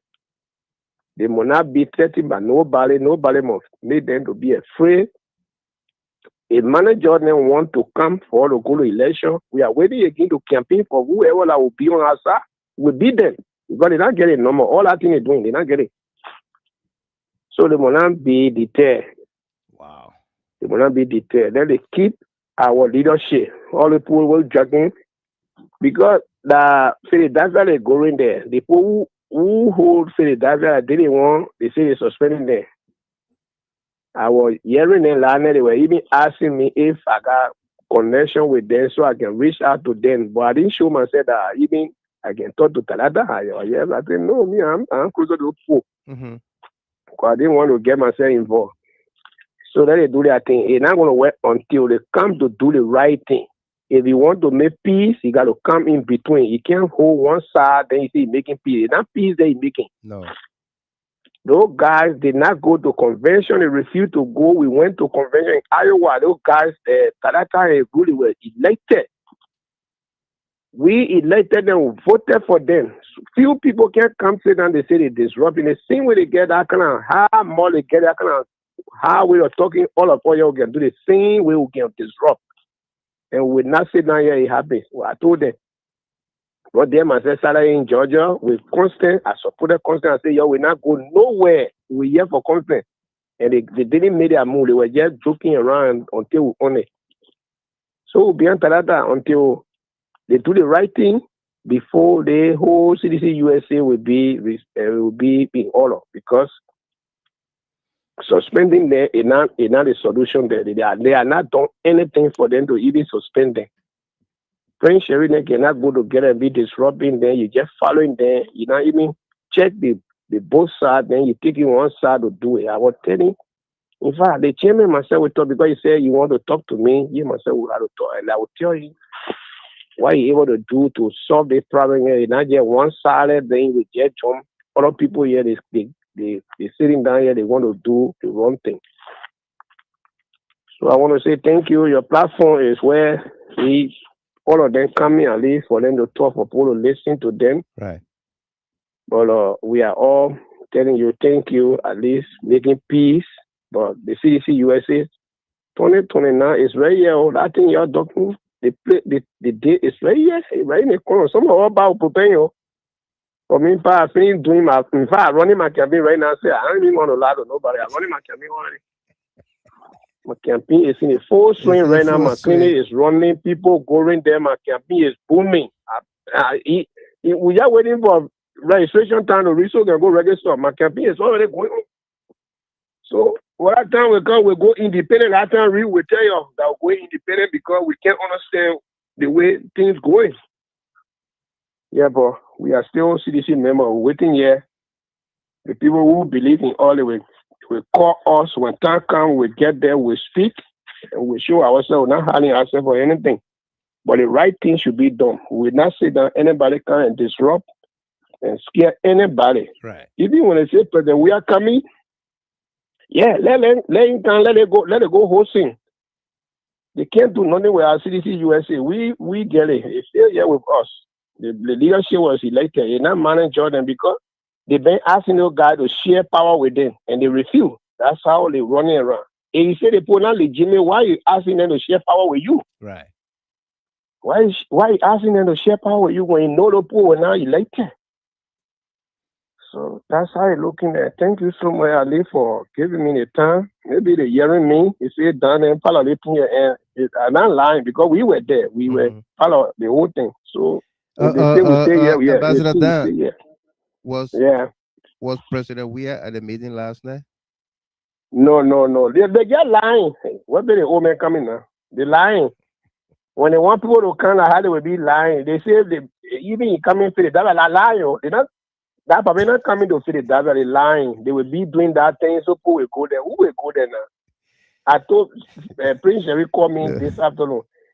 I told you, I said that phone you're making, say the devil myself, I'm not going there. I'm not going there because we will be on the social media too, telling people say you have no convention to that place. Wow. Yeah. So. Well, thank you. So in 30 seconds, what do you think is the way forward? The way forward is if the chairman want to make peace, then let him reach out to the leadership. If he wants them to have new election so that the other guys can bring their own people, well, that would be one of the best way to solve it. But these guys, they were elected. Right. They didn't. Nobody appointed them. They were elected. We went there. We had convention. There was convention. So they put a passing around. That just few. They not even reach to quorum. They passing around. So, and they put a passing around where we want to see their roster, whether they are duty member. Was there any chapter or functioning chapter at the meeting last night where you attended? No, the people I saw last night, the majority, they were Liberian people. The people from Liberia, they were online. The majority people they were online last night. Even I joined in late. When I joined at that time, it was 56. We were 56 when I joined the line. Right. But I clicked on the knee. I went through the knee. They were people, Liberian people. Most of them, they are visiting. They just sitting down in America, in some local around here. They all were online. They are the leading, they calling themselves, I know they are the CDC USA pool, or where are they from? They were there landed. So people that the people there that were controlling the government, like brother, they didn't want, they were online landed. I say, but is that CDC national or CDC USA meeting here? That question part my mother go there because I didn't want it to go that far because it was not time for local things. I just let it go. I asked my director. In fact, I firstly expressed my dissatisfaction with the party. Nobody supported me in Nima when I was delegating that whole hospital. I didn't see one CDC person the same with me. I expressed my dissatisfaction, and then later, now they gave me a chance. I thought about my own thing, but it was not DUP member that we know each other here. That only few people, the mongrel were there, they were bumped. When the man one told everybody was yelling, don't. And then we were only, I said, because they know mongrel on the other side, so that's why they were doing that thing. But they are not CDC USA DUP member. People, straight trained people. Well, thank you very much.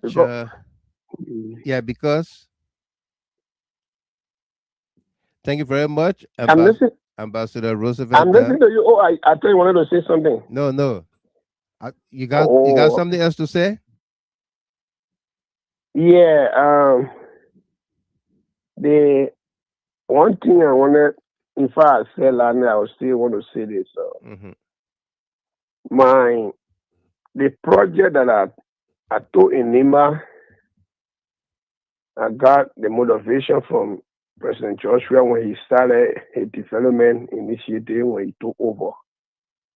And we were moving at that direction at that time, but I never had money to complete the work the way I planned to do it, to be fully operational until the last election can come. But it was my plan for me to do that at that time so that while people are taking treatment, we'll be using it to run campaign. And it didn't happen. But then, because now CDC is not in power, it does not mean that I cannot get support from people. Right. Most of those people that I wrote them officially to the event to come there, even if they don't come to even call me and say, okay, we'll not make it, but we are with you in spirit. I did not see that. I was actually disappointed, and it almost like people looking at me in Nimba, they are just maybe making lie to myself that I'm CDC member and big people know me, nobody know me, and all that kind of rumor was all around. It was embarrassing me because people expected to see CDC, of some hierarchy is supposed to be there. Be there, right. With that kind of more landmark project where we can stand tomorrow talk about. I didn't see nobody. Right. Even the local chapter, none of them came around to support me. Those were some of my disappointments, but it's okay. Some of the things it happened. You got to be resilient, Yeah. So. Thank you very much, Ambassador Roosevelt Dan. And Ambassador Dan, if you recall, in 2023, was the guy standing on the road that stopped the whole presidential convoy, President George Weah convoy, to go and see his project, the clinic that I think it's a 16-bedroom clinic, correct? Yeah. To go and see the clinic that he was constructing, and now he has dedicated that. He and his wife and family. We say congratulations to you, Ambassador Dan, and keep up the good work. Okay, thank you. Yeah, thank you, Mr. Gilmore. Yeah, no thank doubt, you so much. no doubt. Yeah, okay, I appreciate it. Absolutely. And so your support have been there. We appreciate that too. Yeah, no doubt. Thank you. And Roosevelt Croman said, many thanks to Ambassador Roosevelt S. Dan for your great effort applied in Nima County and Liberia as a whole. Absolutely. And Sarah Yimpa, CDC doesn't support their own people. I know. But Ambassador Dan, Douglas, Yeah, I'm still here. Douglas Bailey, your sister, the general, is saying that saying that Mr. Dan, you lie. Stop the lie. What lie did you tell here? What is it, lad? I'm lying. I think she's talking about the meeting. Oh, the meeting last night? Yeah. Yeah. What's the lie, Douglas? Mr. Dan said they raised money. He said there were many people from CDC I heard, Liberia. yeah, I heard me last night in it. She spoke. I heard her. Yeah. Uh-huh. So what is the lie? Bring her on. Let her speak. I don't know what is the lie that I said because the people that were on the show last night meeting, they are not all due pay member. The majority of the people, they are not due pay member of CDC USA. Uh-huh. Yeah, there are people from Liberia. There are other people who, after we were defeated, the king, they moved by here. They are not even with any chapter that recognize them to say they are part of the other chapter. They paying due. Right. The high people recognize you as a member of organization. Not just for you to come sit down on platform and say you CDC USA. How would people know who you are, where you come from? Thank you very much. So tell her that I don't want. She's my mother. I don't want her to come publicly to say that man lying, that man lying, because those are kind of way that people can put distance between or demarcation between each other. You don't do that to me. Right. I'm speaking. If you know that what I'm saying, you want to respond, you can call and respond. But to say that man lying, that's not fair to me. I beg you, Mama, don't do that. No, it's not fair to you. I agree with you. It's not fair. Yeah, because when you do that, then when I respond, maybe it will not go down well with you too. Because I don't want you and myself to be going back and forth with those kind of things. Right. I was on a meeting while I saw that. What I'm saying, I'm not lying on anybody. If you believe all the people that were on the meeting last night, they are all CDC USA due pay members, then kudos to you. Kudos to you. Thank you very much, Ambassador Roosevelt Down. And so, folks, this problem in the CDC USA, as you heard many of you speak on here tonight, is not new. It's not new. At least we got confirmation and affirmation from one of the originators of the group, the Reformer, Teddy the Lion Yankun, talked about he helped sponsor the New York Convention. Yeah. He helped sponsor the New York Convention. They went to New York. He helped sponsor the injunction. He paid money for the injunction in Iowa. We've been showing you the documents here and all of that. But there has to be a way forward.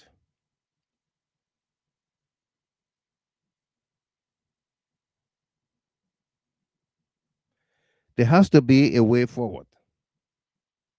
Okay? We all love the party.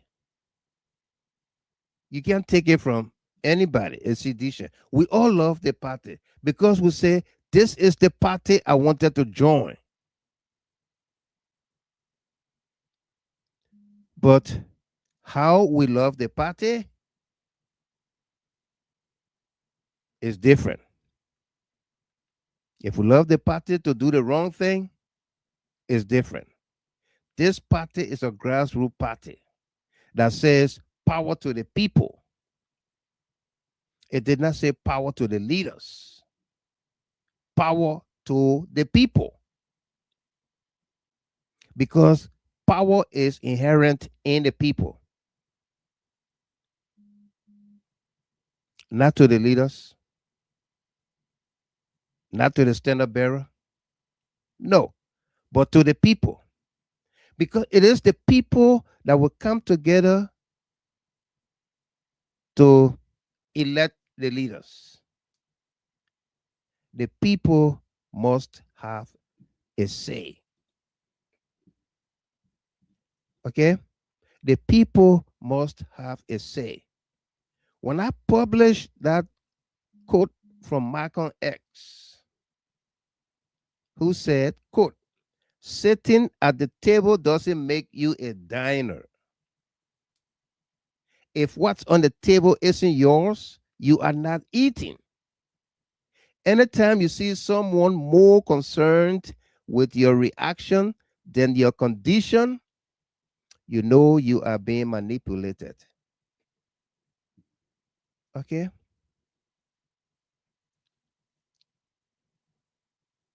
We are all at the table, gather around the table, or let's get to the table. Let's take our issues to the table, our disagreements to the table. Let's find a way out. We cannot keep doing the same thing over and over from one administration in the CDC USA to another and expect a different result. I like some of your comments, calls on here tonight.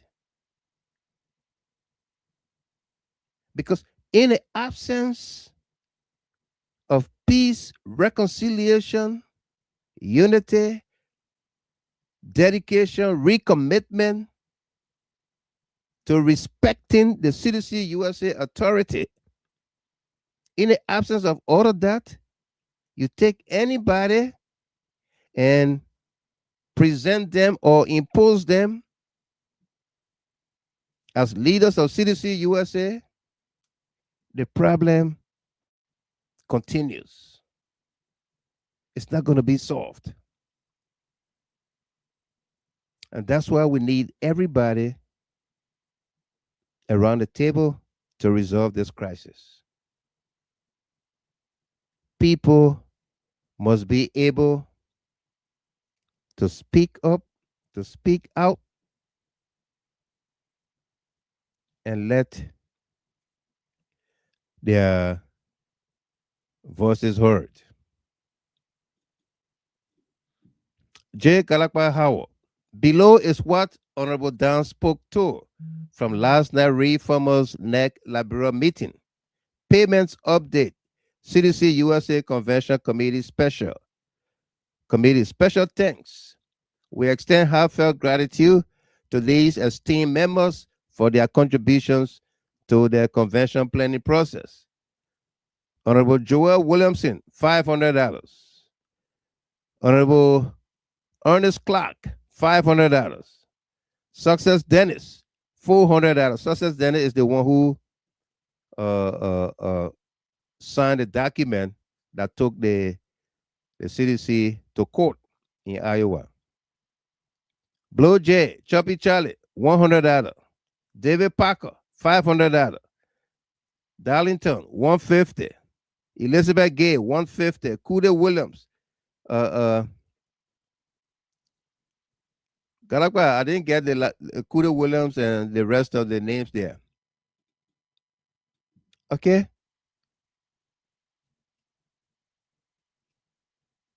We all need to get around. We can do better when we are together.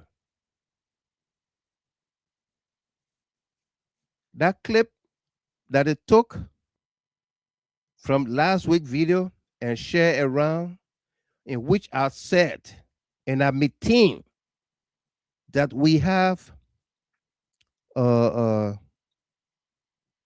executives from NEC Liberia, former officials of government, CDC officials from the CDC government in these United States of America that came back since 2023 mishap, chose not to align themselves with seditions or with the chapters in their various states or locale. Have not, for reasons best known to themselves. Okay, and I understood my brother well, Wilton Ketter. And sometimes I say that very exact message. I said it to a group of young people in Cornwall during the 2023 elections campaign. When I took my team to Liberia and we were going from place to place campaigning, we were telling Liberians that look, nobody, no official of government is paid their salary to divide it with their neighbors. If that happens, if that government official decide to take portion of his salary to give you $1 here and there, say thank you, because he's not compelled to do that. Okay? But in our Liberian situation, the level of poverty and all of that, if you don't do that, the people say you're mean. But that's the fact.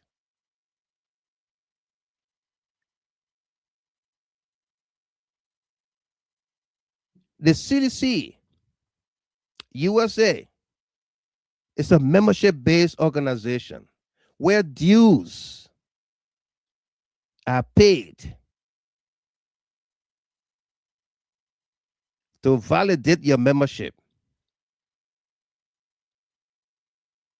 In the absence of that, you are hanging. If you don't pay dues, you cannot vote or be voted for. Your membership may be declared null and void, and what have you. But as we get to this table, we should all be participatory. We should not be at the table and say what's on the table is not ours or it's not yours. The issues on the table must concern everybody. And we must all work around it, work towards it to resolve it.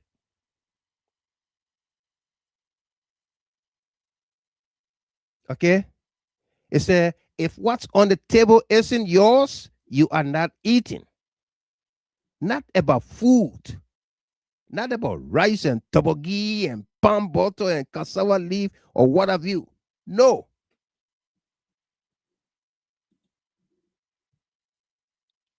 We always say this blue revolution. In a revolution, those who fight, most times they don't benefit. No, they don't. But they fight so that there are changes, so that the people at the lower level benefits. The revolution should not be about jobs.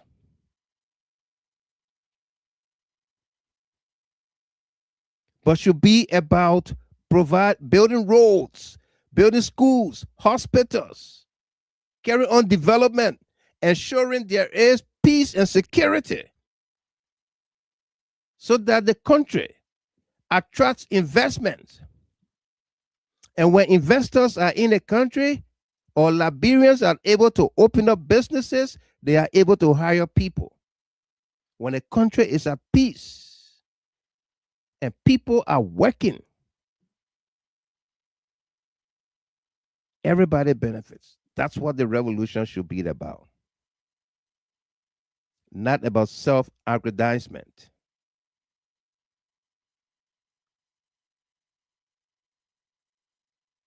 So we all got to get to the table. We got to advance our ideas how to solve this problem. I'm very sorry and disappointed that Rev Solomon Muin refused at the last minute to come on to discuss this issue. I'm very disappointed. But he chose to go that way, that path. Our doors, our platform remain open to and for everybody, regardless.